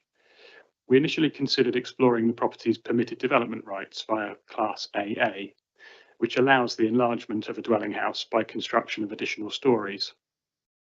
However, we agreed with your officers that in this case, this would not result in a visually pleasing design, and we decided instead to pursue a full detailed planning application for a higher quality design solution. The revised proposals have been prepared, are modest in scale and respectful to the surrounding context. The main aspect of this proposal is quite simple: to turn the roof through 90 degrees to match the immediate neighbours, and to add accommodation at first floor level. Dormer windows are proposed to the front and rear. These are commensurate in size with other examples nearby, namely 3 plots to the south at number 74, which has a full width, flat roofed rear dormer, and nearby at numbers 3 and 8 Sunnydown Road, which have large side and front dormers respectively. Fundamentally, the proposed roof alterations do not raise the eaves or ridge levels. As demonstrated in your officer's presentation, the proposed new roof will therefore be no higher than the existing roof. As Mr. Rutledge has stated in his report, the development is recommended for permission, as it is considered that it will conserve the character of the area in accordance with policies DM15 and DM16, and would not harm neighbouring residential amenity in accordance with policy DM17 of your local plan part 2. We therefore hope you will follow your officer's recommendation to approve this application. Thank you. Thank you very much. Thank you for sticking well within your time. Could I just ask about the rear flat roof dormer? We've heard from neighbours that it stretches across the entire width of the roof, but I don't think that's the case, is it? Can you tell me how much it's set back? We don't have any dimensions on our plans. It's set in 1.3 metres from either gable side. Thank you. And not, it doesn't go right up to the ridge, does it? It's slightly No, it below doesn't. that. It's lower than if we were able to look at the side elevations. You could see the set down from the ridge. Any other questions of clarification, members? Thank you very much. You may return to your seat. Thank you. Thank you. So, Matthew, was there anything you wanted to add before we come to members' questions? No, thank you. Members, questions on the report, please. Councillor White. So just regarding the rear of the property and the garden privacy that was mentioned, what are the boundary treatments between number 66 on one side and number 70? Is there hedging? Are there trees? Is there a large fence? Because we don't have a photo of that. We have a photo of the very bottom of the garden, but not the sides.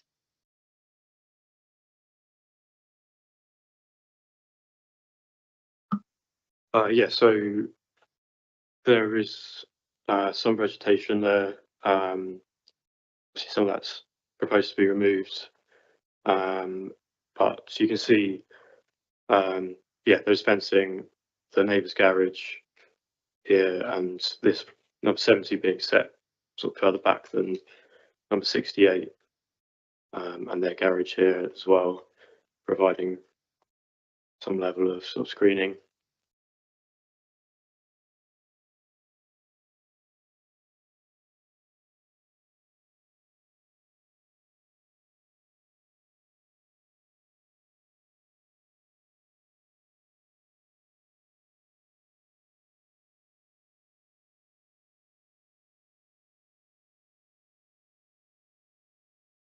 Any more questions, members? Councillor Lamy.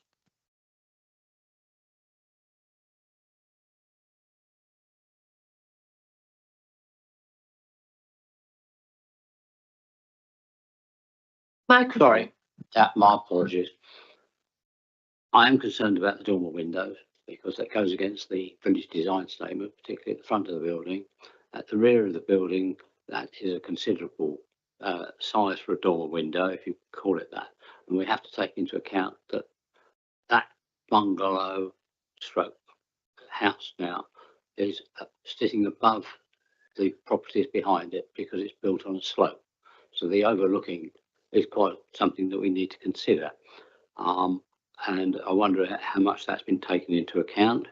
And the second question is, we have to have a certain number of car parking spaces for a 5-bedroom house. Have we taken that into consideration? Because I can't see any mention of that there. Because my understanding is that we should have 3 spaces of a set size. So I would appreciate a comment on that. Yeah, so the dormer window, measuring from the end of the dormer window to the rear boundary is 16 metres. There is existing vegetation along the rear boundary. And it's the rear, sort of the end of this neighbour's garden, the possible views would be looking towards. The existing driveway, the garage doesn't come any further forward, and there's space for 2 cars here and potentially a third here. And what about the dormer windows? I believe the village design statement mentions conversion of single story to 2-story, and only permitting that where the roof height and bulk does not dominate the street scene. So the roof height is unchanged, and not considered that the dormer windows have a particularly large amount of bulk to the roof. Thank you. And did you consider the overlooking to the neighbours to the sides from the new bedroom windows? Yeah, again, there is some vegetation, and there is, due to the sort of positioning of this property compared to number 70, for example, views across be limited somewhat by that property.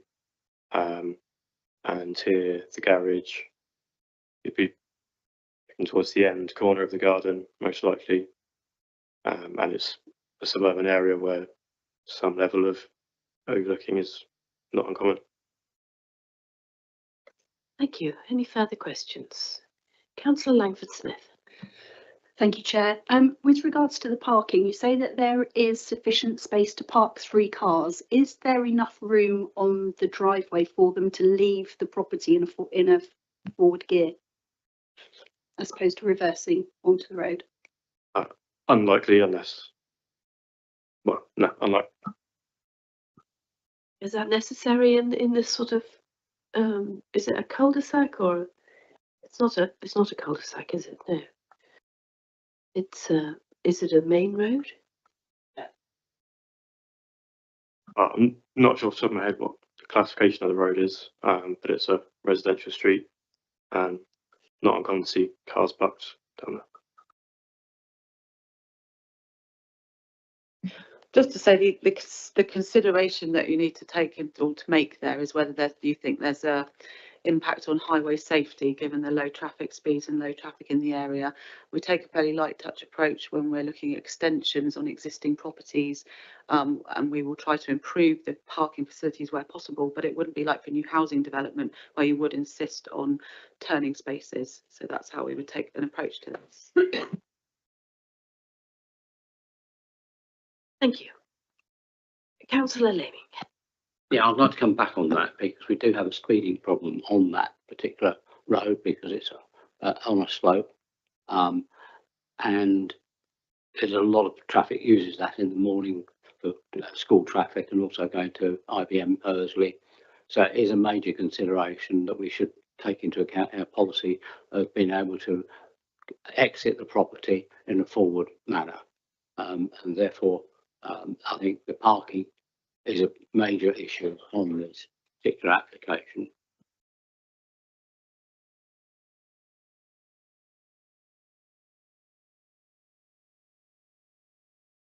There doesn't seem to be any further response on that. It wasn't really a question, was it? Question. No, I mean, that if you're wanting to look at speeds, then matter today, you really have to understand what those speeds were.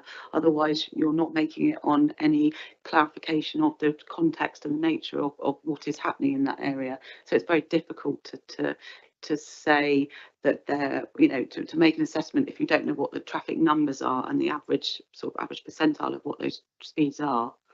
I can understand that you have a knowledge of the area and you feel that is an issue, but that's members to consider. But I'm looking at the standing advice. Extensions are delegated back to us from the County Council, and there isn't, I will look a bit further, but I'm not aware that there's any specific guidance on turning for when you've got housing extensions. Okay, if there are no more questions on the report, we turn to debate. Who would like to kick off? Councillor Laming. I think it's quite an innovative design. There are too many questions in my mind. It's overdevelopment as such. The overlooking of the properties behind, and we're not looking at just one property, we're looking at several because it's built on a slope. And the safety of actually exiting the property when you've got 3 cars parked there. So therefore, I cannot support this application.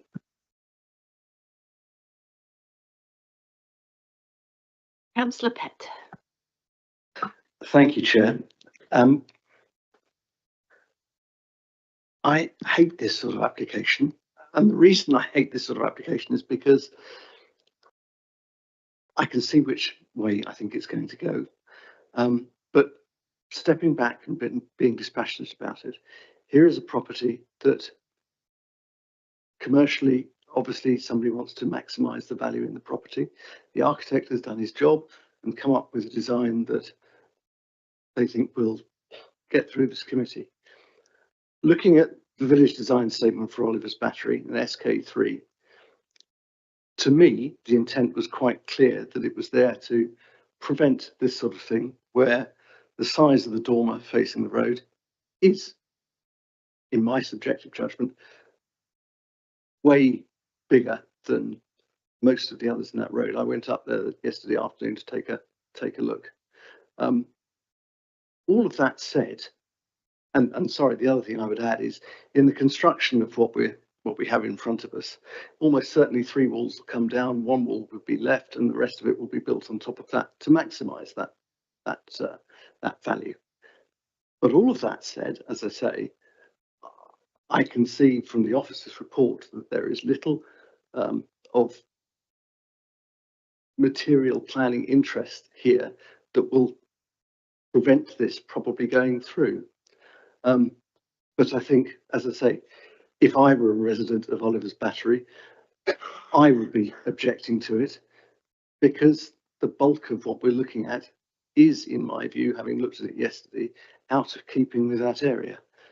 But I think sadly there is nothing in the planning rules that will prevent us approving it.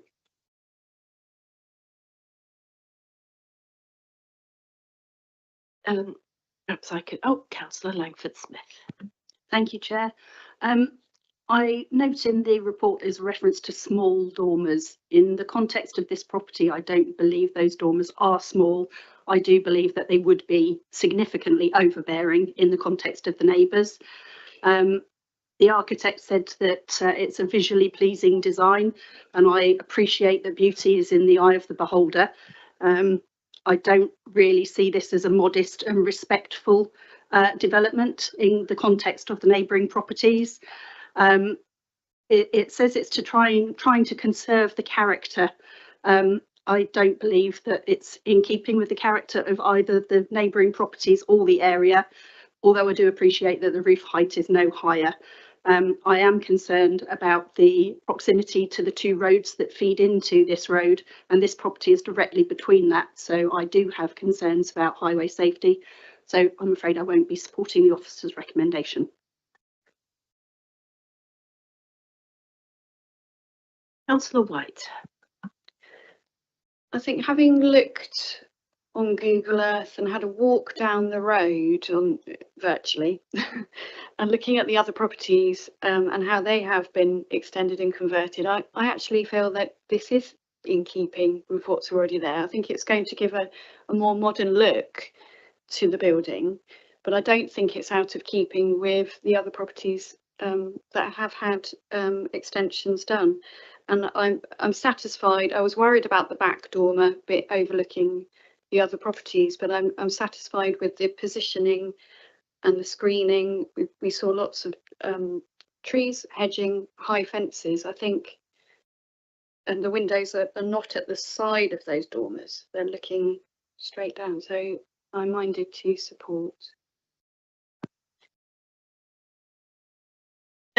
If I could make my contribution, I can understand the concerns of neighbours, but I think their concerns are not going to come to fruition. I think you're right, Councillor White, that looking in the wider area at the generality of houses, those that have been extended, and there are lots of them, have meant that this sort of extension is perfectly reasonable in the wider context of that area.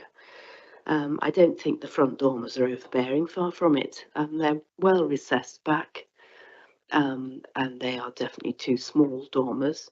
The one at the back is large, but it doesn't take up the whole of the roof space. It's well recessed in, and in fact, it won't actually be visible from the public realm, or barely visible from the neighbours either. I think turning the roof round is a clever solution to the problems that putting dormers on a gable end would have given visually.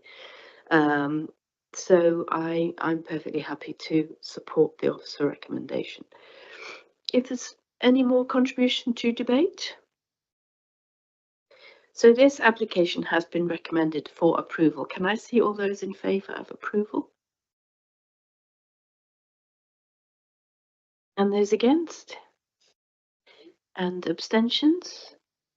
So that application is approved. Thank you.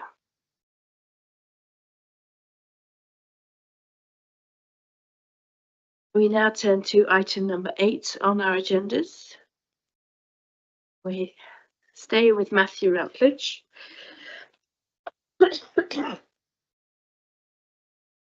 And this is at 23 Rances Way, Badger Farm. So over to you, Matthew, please. Thank you.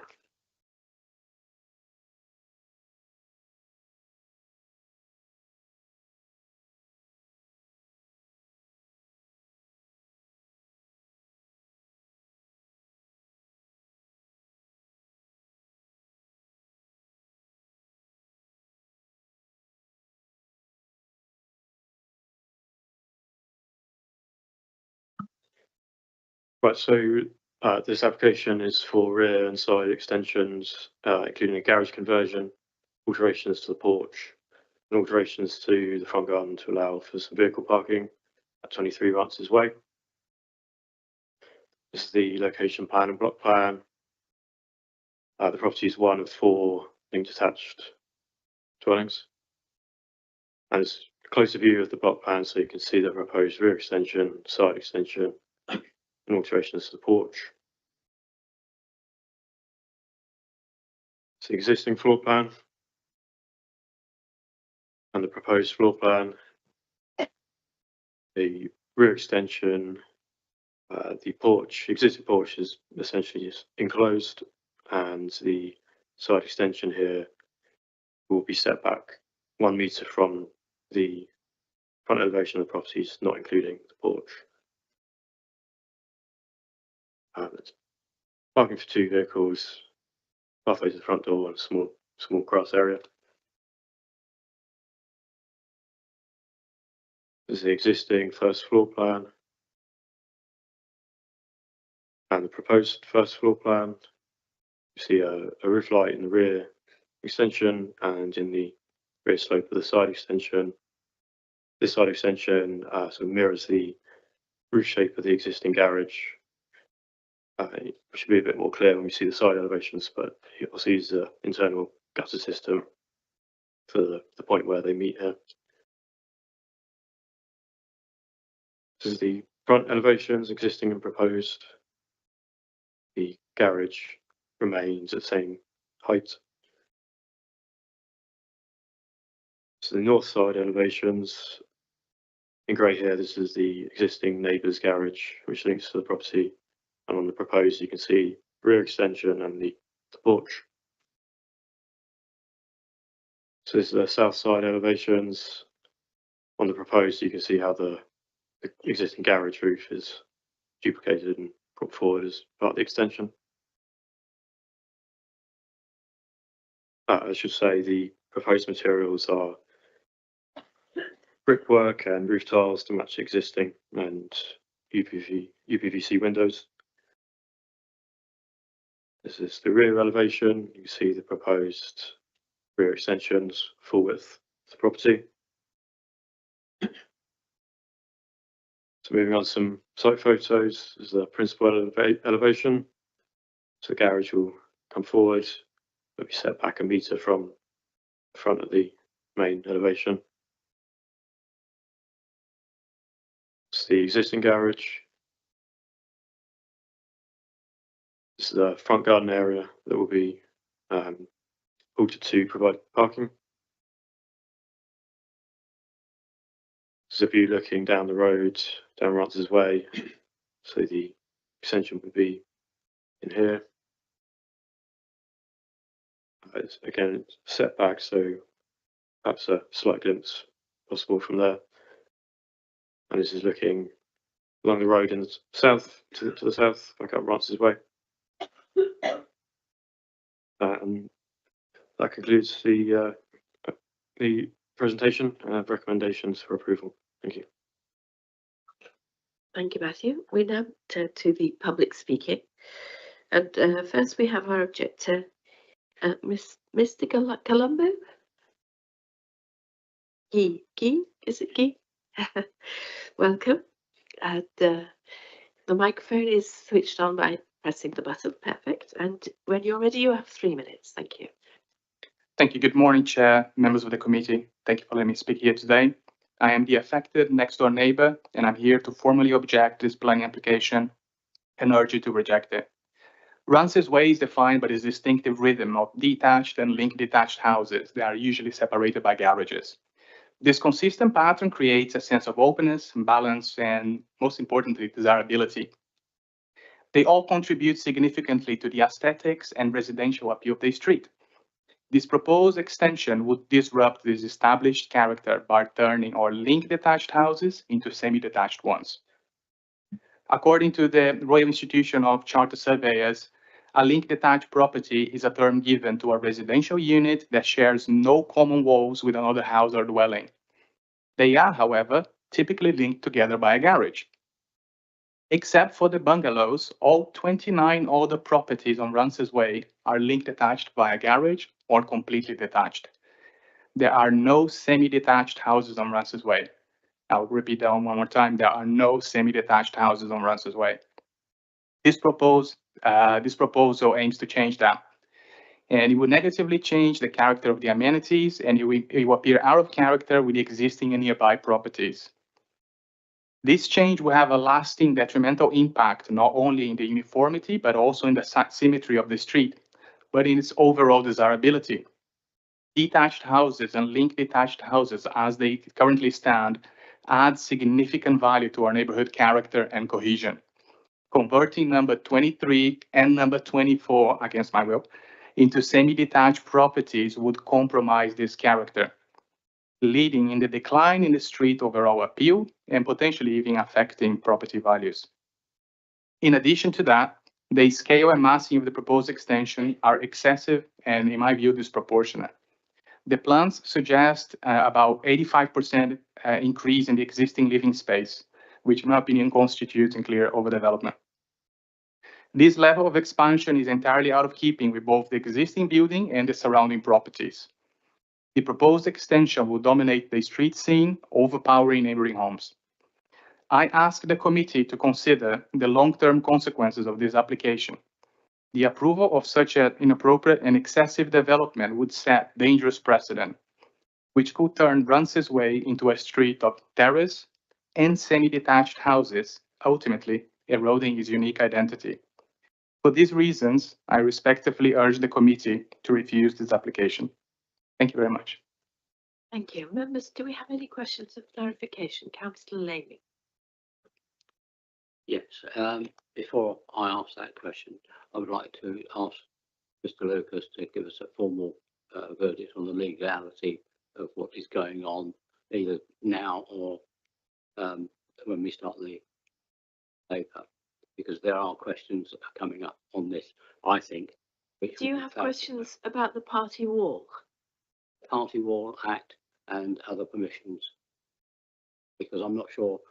Happy to address those, Chair, probably at officers' questions Yeah, time. Yeah, Obviously, no, that's fine. the objector here. Yeah. Just wanted to make address. sure that that was on the table. Yep. Yes, Karen. Has the applicant at any time consulted with you and asked your opinions? No, not once. Thank you. Any other questions for clarification, members? Councillor Aaron. Sorry if I've missed it from the information we've already had, but are there other extensions like this in this road?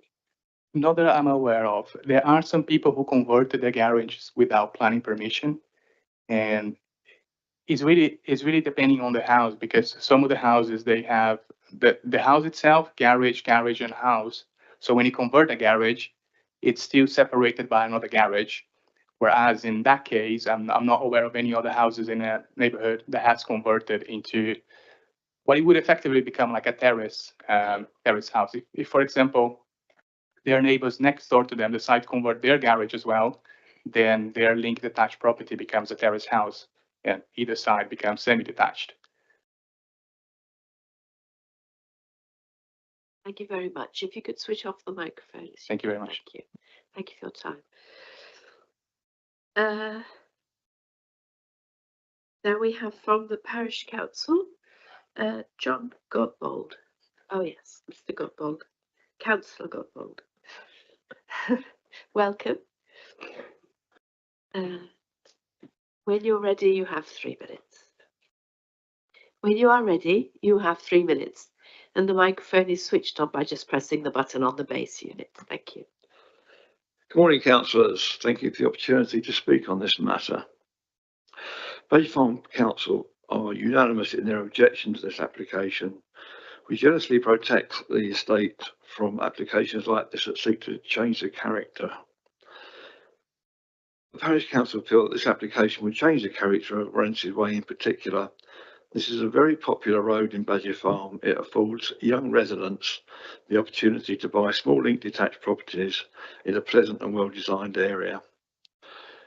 The occupants of 24 bought a linked detached property with no knowledge that it could be converted into a semi-detached one with the associated loss of value to their property.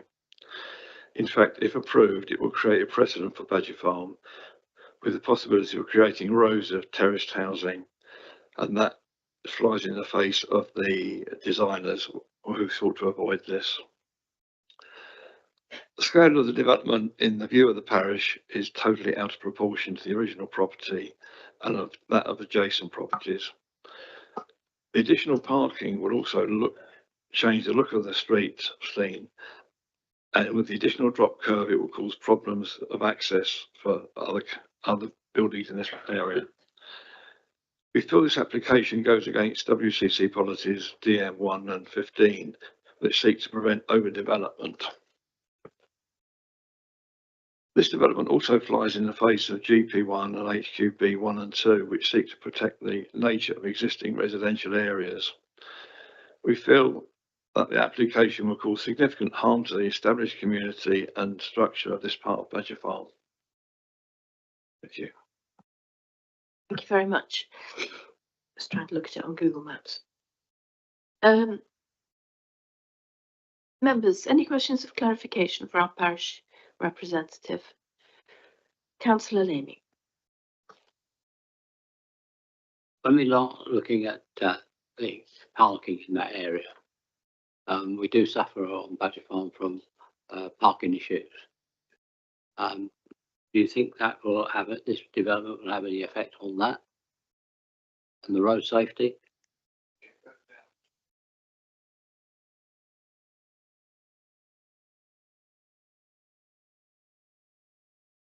Sorry. There's not many cars parked on the road. Normally it's a lot more than that.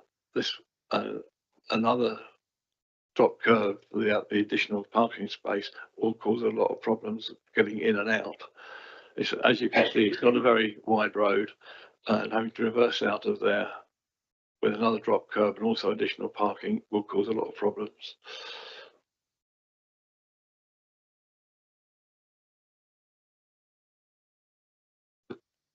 Okay. Okay, thank you very much. Thank you. Sorry. Now we turn to Jason Gray, the supporter. Mr. Gray, come forward, please.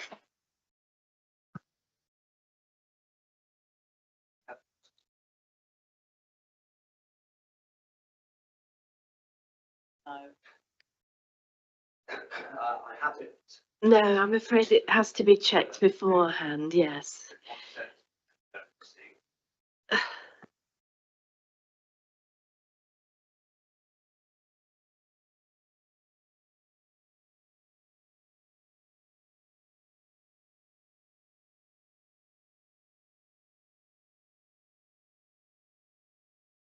think if you could just explain your issues, and members will have time afterwards to clarify with you. Perhaps you'll be able to describe to us exactly what you want to say.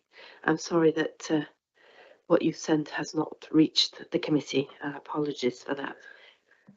If you'd like to give us your 3 minutes, thank you. Indeed. Okay. Well, I'll try and describe as best I can, but perhaps we can at least bring Matthew Rutledge's presentation back on screen, so at least I can reference some of that. I think the key thing just to address, for me, it would seem that there are 3 key areas that are being objected here.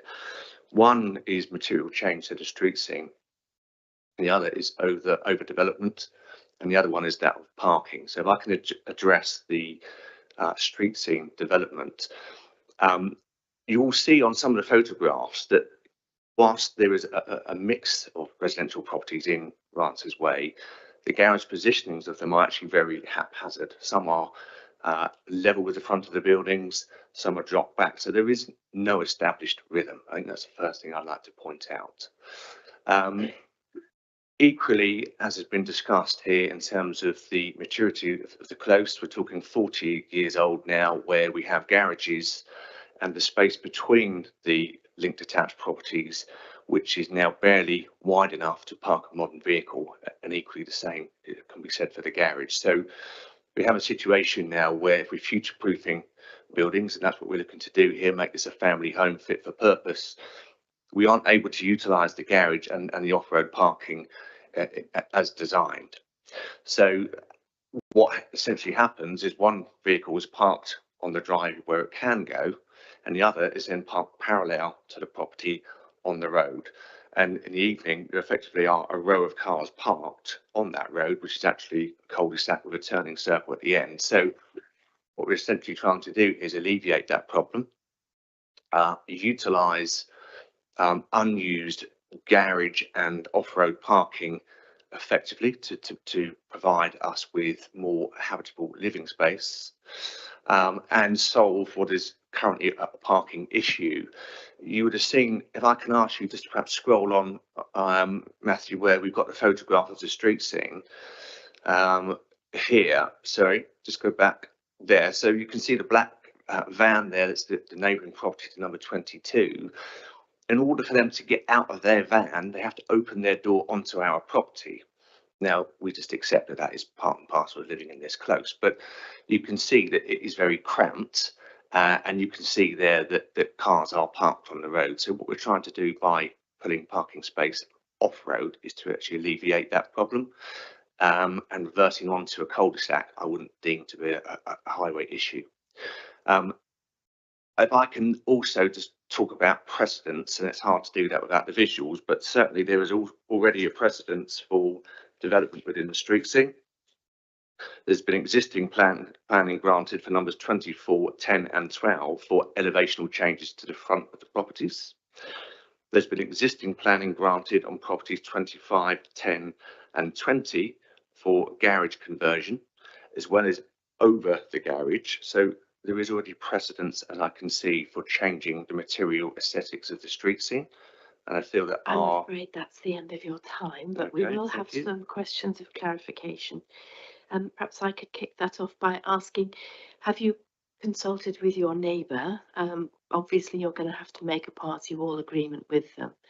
If you could just tell me that. Absolutely. Well, we consulted really with both neighbours before we even completed on the property to advise that we would be making some alterations. We have had a discussion about party wall agreement. We haven't given notice on that yet. My understanding is, providing we do that a month before building starts, that is within protocol. Yes, it is a civil matter and not a planning issue, Yes. actually, the party wall issue. Thank you. Any more questions of clarification, members?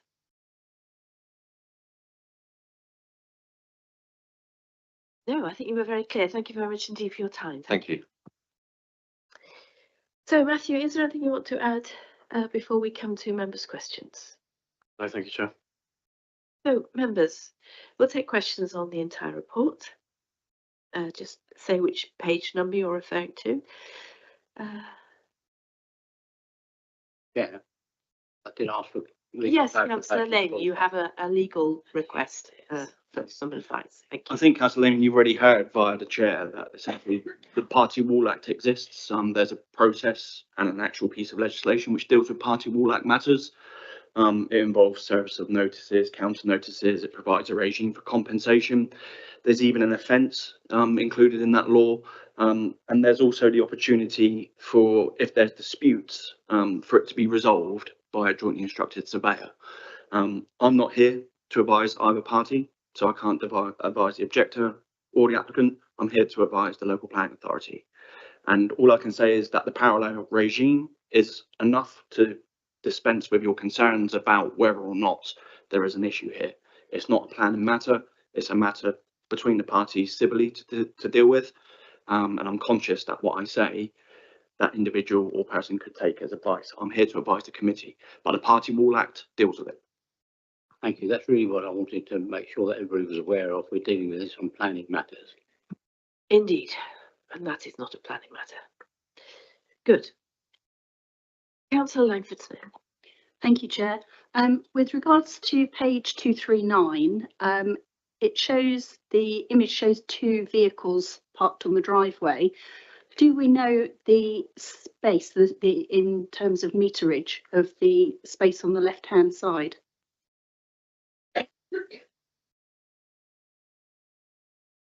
I'm not aware of the length, but I do know that the width is about 2.5 meters, which is the standard car parking space width. Thank you. My concern is the fact that it appears to show a little sports car as opposed to a regular sized car. So I was just querying whether or not you could actually fit a regular car in that space. Well, Councillor Langford-Smith, the problem with regular cars is they just get bigger every time you look, don't they? And you can see next door I've got a great big black van. You know, we can't, it's not a planning matter, the size of the average car, I'm afraid. If they think there's going to be room for a car, as long as the width is there and reasonable length, I think it's acceptable. Councillor Laming. Just reflecting on that point, Chair, we have a standard car size parking space in our planning policy, so therefore we should be conforming to that. And that's really, I think, what Well, if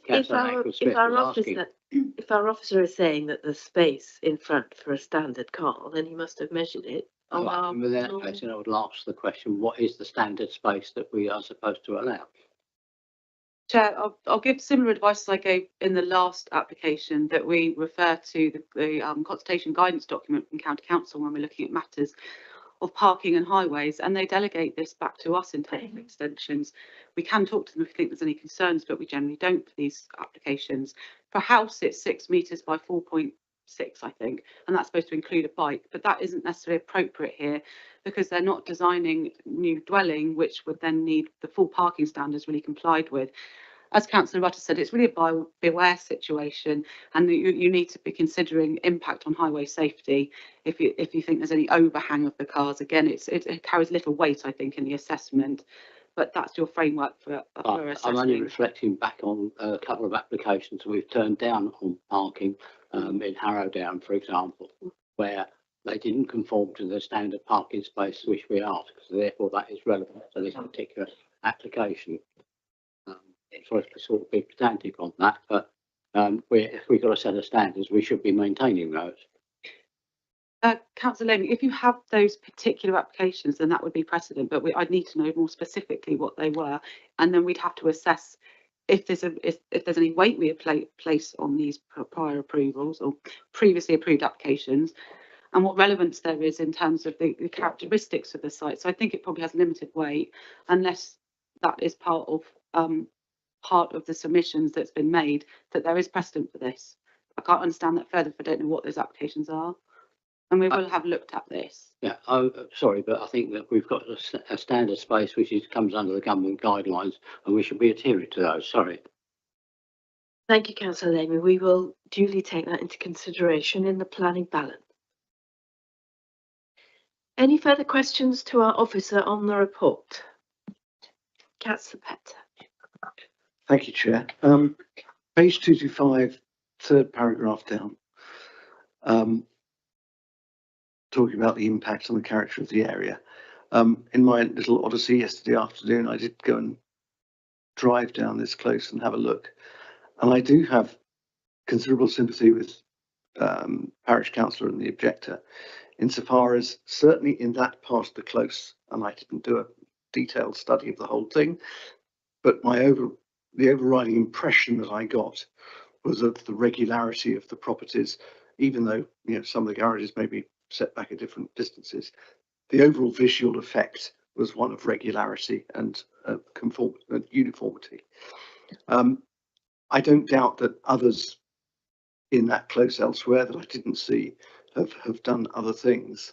But I think my question is that I'd like to be assured, please, that the need for that sort of regularity to preserve that visual feature is overridden by the right of the applicant to amend his property, to add to his property as he sees fit, within within legal constraints. Yeah, well, so we would obviously assess the impact on the character of the area.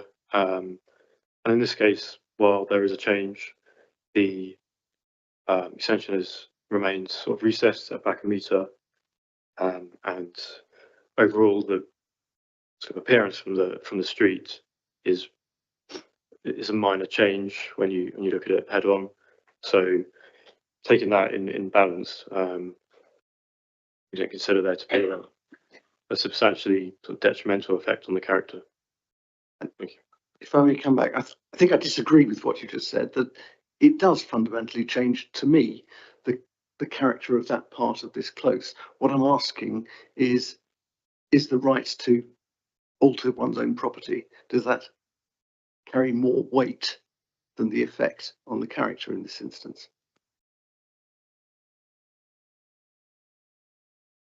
That's not how we would make the assessment in the planning balance. Of course, people have the right to ask us if the planning permission is required. And then we will look at character. What Matthew's explaining is that within Rances Close, you've got just these 3-4 properties that look similar. When you go down the end, you've got garages that are right at the front of almost flush with the properties. So your determination needs to consider if that change, keeping that element of the character, which is a setback of the garage, in those 3 properties is so significant to change the whole character of the close. That's your decision making rather than balancing the rights of the individual. Okay, that answers my question, I think. Yeah. Councillor Small. Yeah, thank you. Page 225. I just to clarify, just because it came up from the objectors, am I reading this correctly on paragraph 5, that if they weren't changing any of the footprint of the house, they could convert that garage right now to a living space? That's correct. And just to add, that is a material consideration because it is fallback position, so that is something that does need to be given weight to be taken into account. Councillor Aaron, sorry. The two questions have actually covered my questions. If there are no further questions, we will move to debate.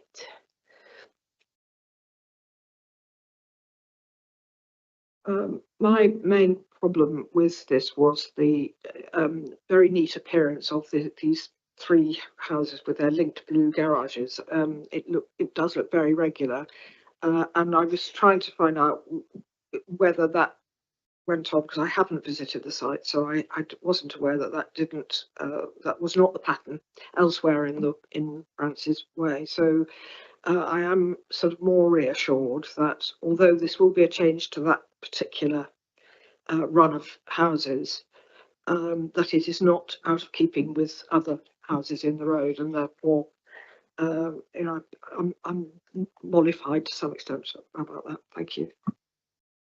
Councillor Lamy. I'm afraid this really does concern me quite a lot. We're changing the whole character of the road by allowing this, so that these detached houses become semis. I feel that the parking is a huge issue because that we have standards which we should maintain. Otherwise, we open our way to all sorts of problems in the future. There is a huge parking problems on Badger Farm caused by the garages being too small, and we need to rectify that.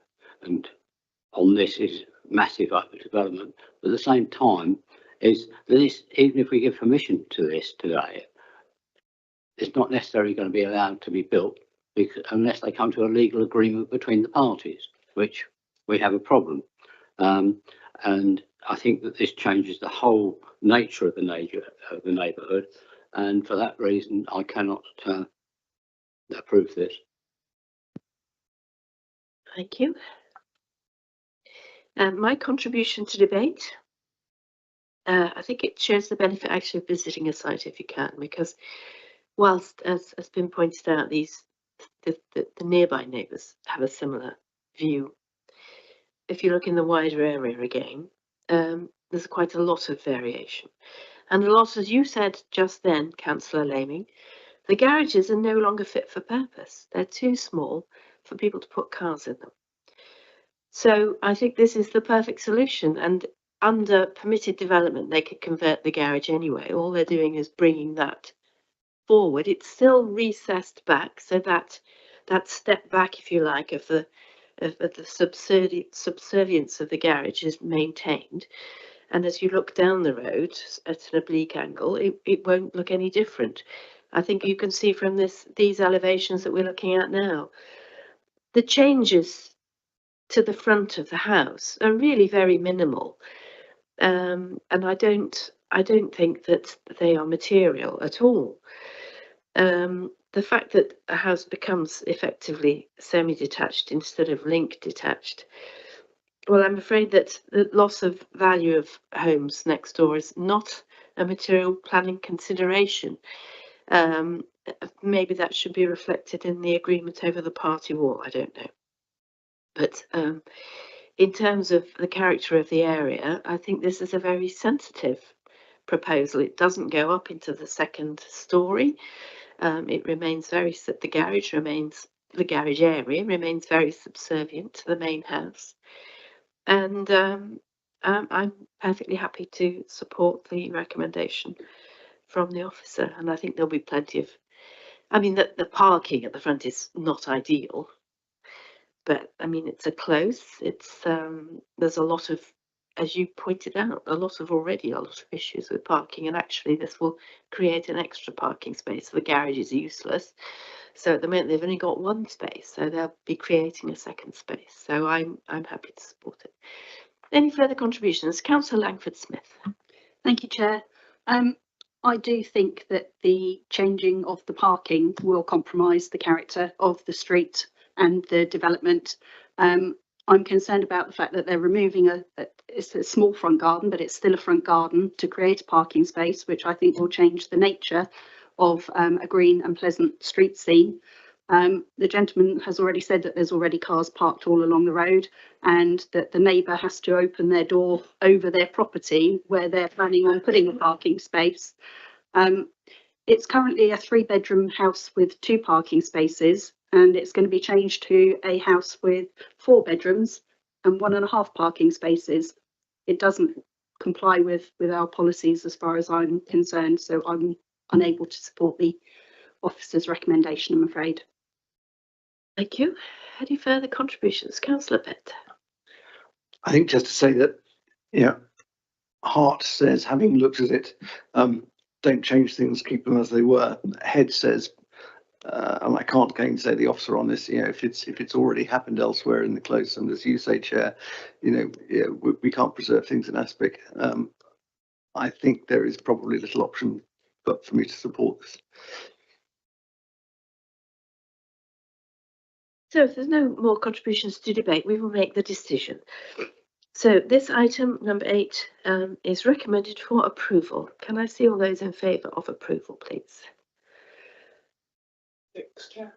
And those against? So that application is approved.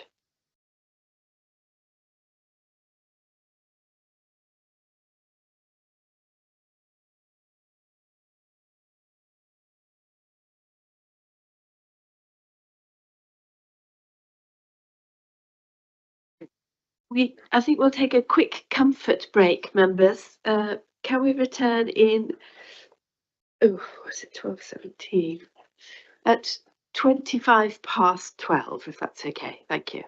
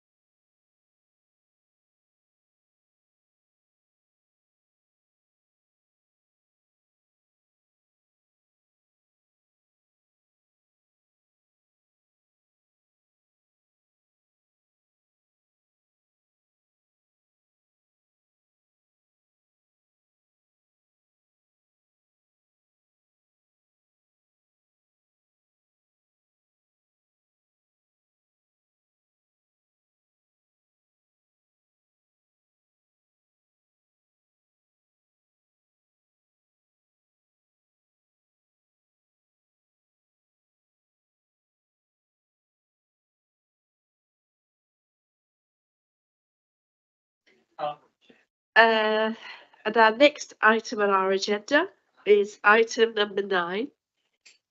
Oh, councillor Cunningham is still not here. Where is he?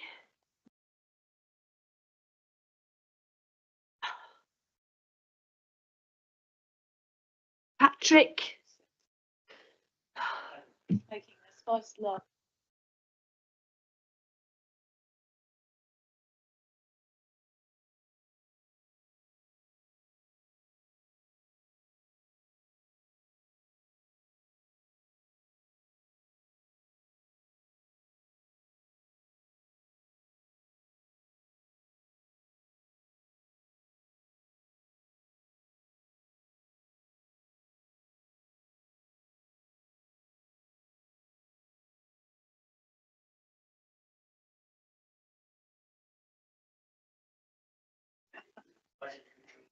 It's a minute late now. Thank you, councillor Cunningham. Thank you, Matthew. Are we ready? Or are you going to restart?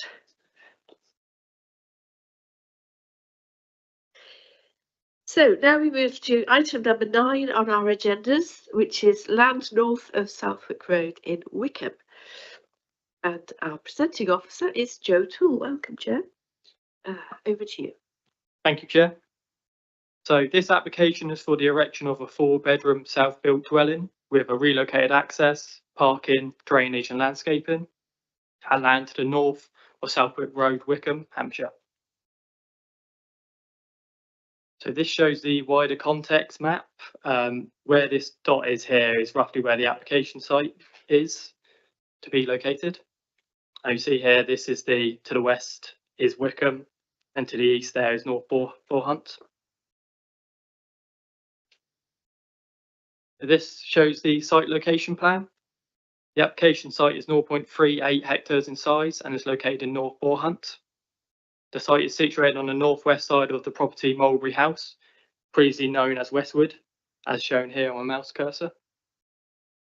The site is located within a rural location on agricultural land, located to the northern side of Southwick Road, on the road here.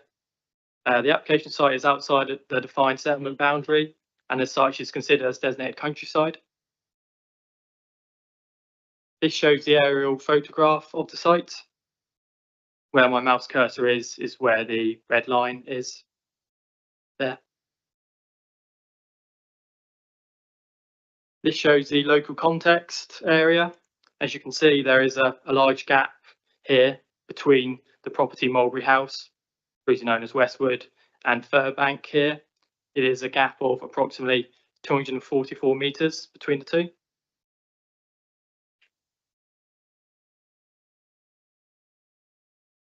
This shows the proposed block plan with the relocated access along Southwick Road.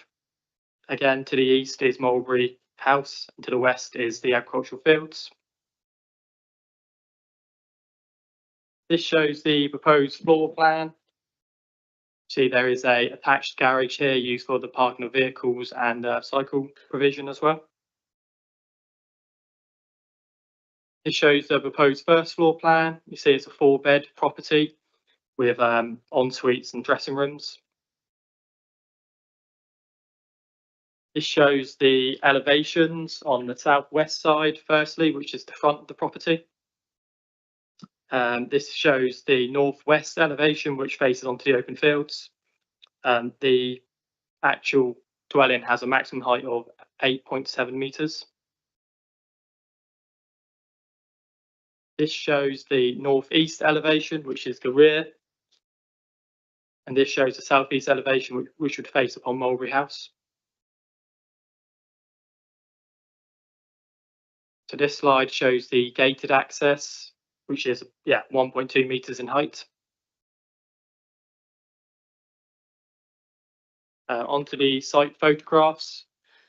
As you can see here, this is taken from Southwick Road, facing the front of the site. This is the same, just further down. This accesses into Mud Island Garden Centre. These are the site photos taken from Mulberry House. This is taken from the first floor side window of Mulberry House, which serves a bedroom in their property. As you see here, the screening is hedging along the boundary there. These photographs are taken from obviously on ground level on the side garden space, again facing onto the same hedging screening.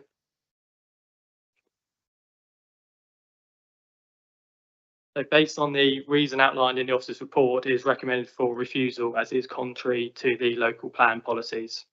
Thank you. Thank you very much. We now turn to public speaking. And our first speaker is Anita Farmer. Mrs. Farmer, welcome. You have 3 minutes. The microphone, you've switched it on. Perfect. When you're ready. Thank you. Thank you. In general planning terms, the proposed site is in a countryside location where there is a general presumption against residential development. As the case officer notes, this proposal results in an unjustified additional dwelling with no local community support or need for a countryside location. The site, we believe, serves as an important green space, and as I can personally attest, and I live at Mulberry House next door, supports a variety of wildlife and provides a rich feeding ground for migrating birds, including red kite, buzzards, barn, even snowy owls, amongst others. I notice the applicant focuses on policy MTR A3, referencing instances where infill dwellings may be acceptable. However, this is contrary to paragraph 6.6 of his own planning report that actually confirms, as does the case officer, that the proposal does not meet the criteria of this policy. Either side of the proposed area, as you've seen, is bounded by open land. There is a very large gap of almost 250 metres along the frontage of Southwick Road between our house, Mulberry House, and the nearest property, Fernbank. This clearly does not fulfil the infill criteria. If this application is allowed, then the council will have set a precedent for a new house in every part of this rural open frontage, which is clearly not in accordance with planning policy for this location. We know the purchase of the land was split between the proposer, who now owns half of that field, and one of the supporters, and as such can reasonably assume a precedent is being sought for further development. The applicant has mentioned the new house recently built to the rear of the proposed area. However, this is entirely different. This was an existing agricultural building which had specific permitted development rights. These rights do not apply on the application site in open rural land, and the very strict restrictions we know were placed on this development underpins the council's prior commitment and protection of this specific area. May I ask the committee's consideration? We already suffer significant drainage problems from water runoff from this field and fear that this proposal would significantly worsen this for us and pose a major threat to our access land and property. We note that self-build is being used as an argument. The issue here is not what type of house or who is building it. As the case officer has confirmed, this is not a location where we believe any new house should be permitted. As we know, the application is recommended for refusal and is only coming to committee due to the 13 letters submitted in support. However, I note vast majority are not from local residents in North Borehant and come from residents of Swanmore, Portchester, even as far away as Southampton, who will be wholly unaffected by the application, unlike myself and my family. Thank you very much. That's the end of your 3 minutes. If you could just wait and see if members have any questions of clarification. No, of course they don't. Thank you very much indeed. Thank you. And now we have the supporter, Michael Knappett. Mr. Knappett, welcome. And you know how to switch on the microphone. You have 3 minutes as well. Thank you. Sorry, you've managed to switch it off. That's it. Very good. The applicants, Mr. and Mrs. Osborne, are heartbroken with the recommendation of officers, which is the application should be refused. The applicants own Southwick Village Stores and Tea Room and Pages of Wickham. They're popular local people and currently reside in Southwick Village. However, it is their dream to be able to build their own home between the two business premises, and the application site in a central location would be ideal for them. They would be an asset to North Borehunt were they to move there.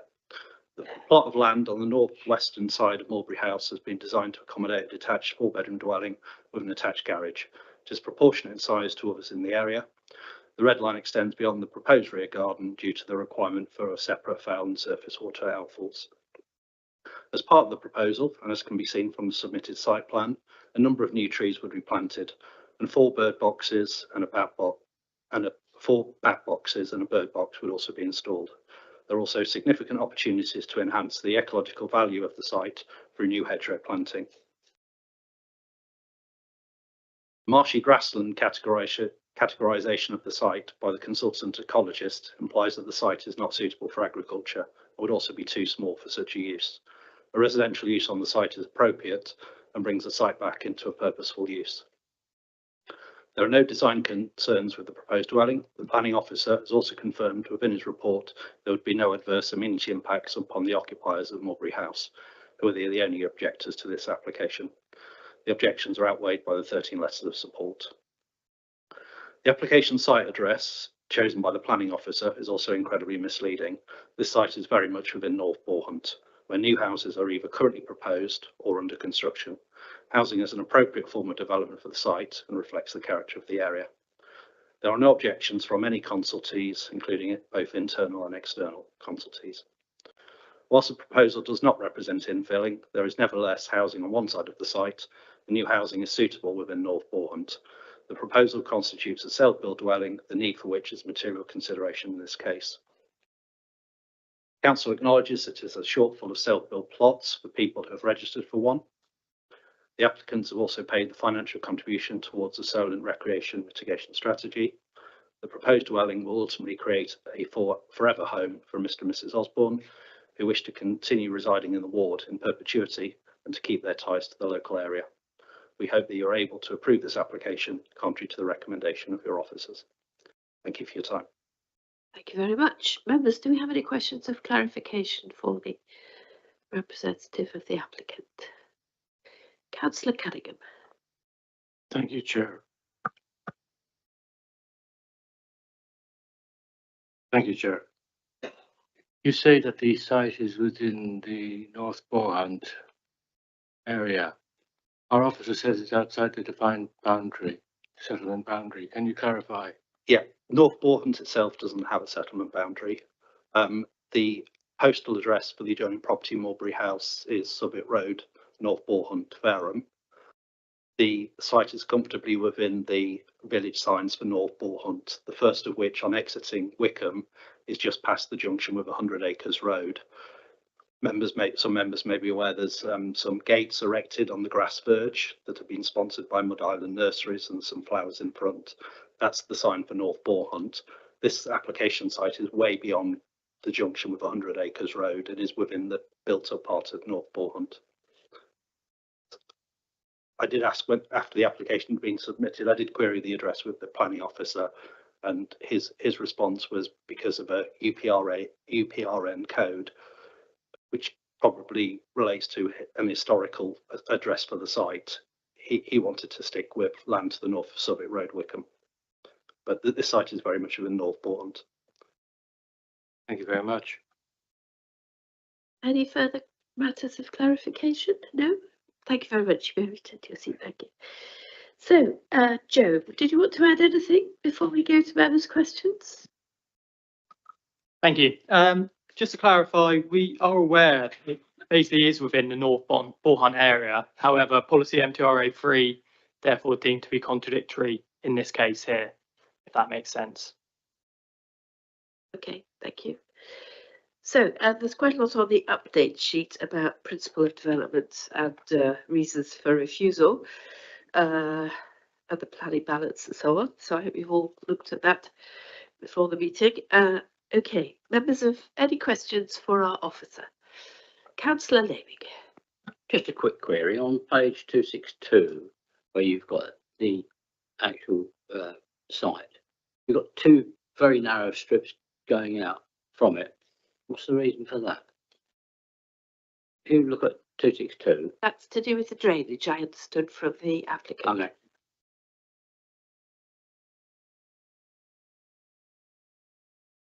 Councillor Pett.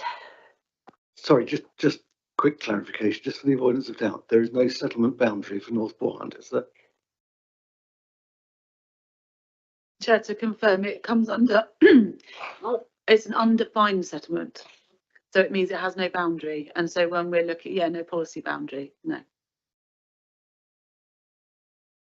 It's all countryside. Any further questions, members? Debate? Right, this application is recommended for refusal. Can I see all those in favour of refusing this application? Yes. Thank you very much. This application is refused for the reasons set out in the report and on the update sheet. Thank you very much. We'll now very quickly take the report from the officers on appeals, but shall we stop sharing before then?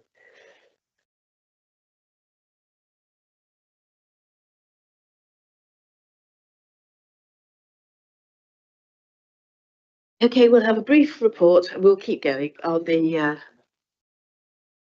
appeals. No, just the screenshot. Sorry.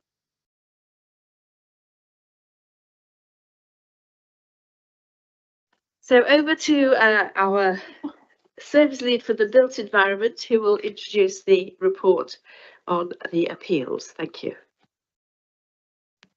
Thank you, Chair. The report is set out in front of you and I'll take questions on any of the appeals, although I might need to just look it up quickly. But I was going to set out the ones for the applications that came to the planning committee in the first place, whether they were overturned, allowed, whatever the decision making was. So on page 326, it's reference item number 3.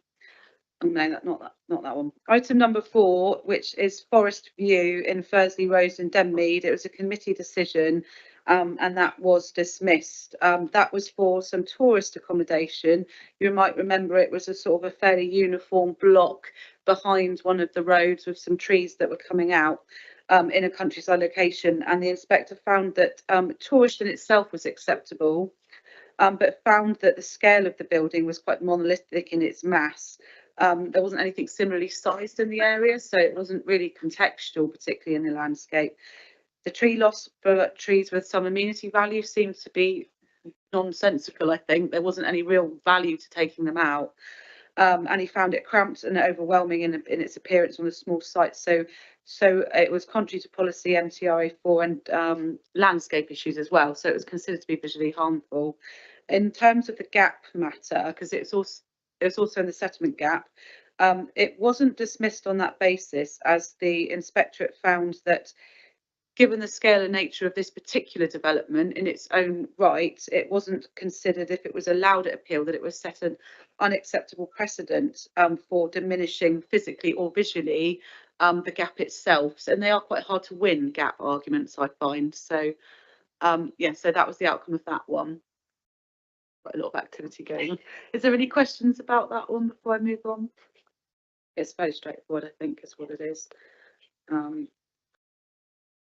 And then on page 328, we have 3 Bagent Close, which is in Winnall in Winchester. That was a committee decision and you did choose to refuse that and the appeal was dismissed. So that was a really good decision by the members here.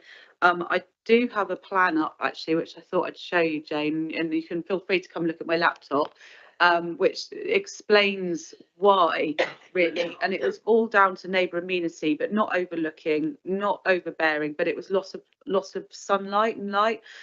Because it was a big 2-storey on the side of it, which and numbers 1 and 2 as a maisonette probably. This has a small side garden, and of course this would be quite south-facing. And given the scale of it as an extension and also the small size and location of it, the inspector found it would have lost most of its sunlight, and that's where we win appeals, when most of that amenity area is losing its light. not part of it, but you have to have kind of really overwhelm it with loss of light. So that was a good decision on that one. And that we take that back to the offices as well in looking at that. So we did have a daylight sunlight report on it as well. So interesting outcome, that one. And then lastly, see that that the members finally actually So overturned the recommendation, and it was supported by the inspector. It does. Yeah, no, it does happen. I think we do get a lot of considerations, and a lot of, obviously, when people are making representations, it's always about the neighbour impact, isn't it? So it's one of the most important aspects, I think, of this planning committee.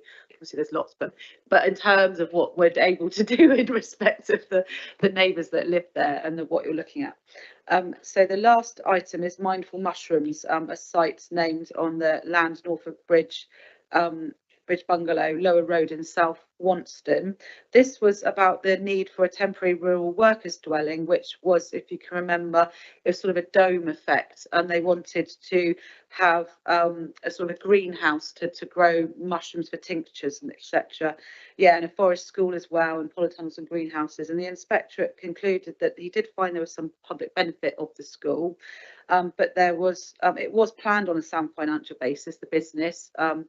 And also he found that it functionally they couldn't find the accommodation elsewhere in the locality, so there was a functional and financial plan in place which he found acceptable, but the landscape harm was too great for a dwelling like that in that location. It wasn't acceptable, so it's dismissed on that basis alone. Adverse character and impact. No concerns with the highways, which I was a bit disappointed to read because I thought it was quite very narrow, very minimal access, and with a school, lots of people turning up. So I thought that was a shame, but that shows again how hard it is to demonstrate and evidence highways harm when even with a relatively large trip generator, it doesn't have such a great impact. So that's my concluding thought on this appeal. So got some questions. It was to do with the timing when we took extra information about I think looking at, because what we did first of all as officers, they hadn't submitted their financial and functional test statements particularly. We looked at it and we thought, we don't believe this is agriculture, so we said we're not even going to ask for it. But by the time it sort of came to appeal and then went on further to the inspectorate, then I think they were saying that there was some confusion over when it was submitted and whether we asked for it, because whether it was reasonable that we should have asked for it or not asked for it. So it was just could have been handled a little bit better, but I think we're kind of sometimes on the back foot when we're trying to take a firm approach and say it's not worth you submitting these extra documents because we don't want to be unreasonable and cause people undue unnecessary costs, but then ultimately they want to keep pushing, and sometimes they can make an argument that we should have accepted it or should have accepted it earlier, and that's what happened there. Any other questions on the rest of the report? Councillor Leaving. Not necessarily on this set of reports, but we have had a lot of work done by enforcement and planning on Stratton, and I think that the team need to be congratulated on the exemplary reports that they produced and the results, and I think we should make note of that. We're very good at moaning about enforcement, but this was actually a very exemplary one, and it was also good on the public inquiry on this document. Yes, thank you, Councillor Lehman, for your recognition and also for pointing out the two enforcement appeals at the end. So we don't see many enforcement cases in themselves coming to your members, but they were quite complex, especially the public inquiry. It was really complex. So at least we've got a sort of a settled status, let's call it, of what should be on that land now and what shouldn't be on that land now, because it was a very complex and long-standing case with an ever-changing dynamic, really. So that is a really good one, and the officers put in a huge amount of work on that. It was quite costly to the council as well, but really well worth it. And then the other enforcement appeal on the 4 acres one was a really good assessment there as well, and the inspector clearly concluded that this countryside, on the basis of having one horse or a couple of horses maybe, is not justification to have a mobile home and people living on the land. So that was a really good outcome as well. It means we can take those sort of arguments forward, as we have done all last year actually, with a lot of appeals that we won in that respect. So that's good. Thank you very much. And once again, I'll echo Councillor Lehman's congratulations to the team, the enforcement team, and share that with the planning team as well. I think we have a very good track record at appeal, and so well done, everybody. Thank you. So that is the end of today's planning committee. Thank you.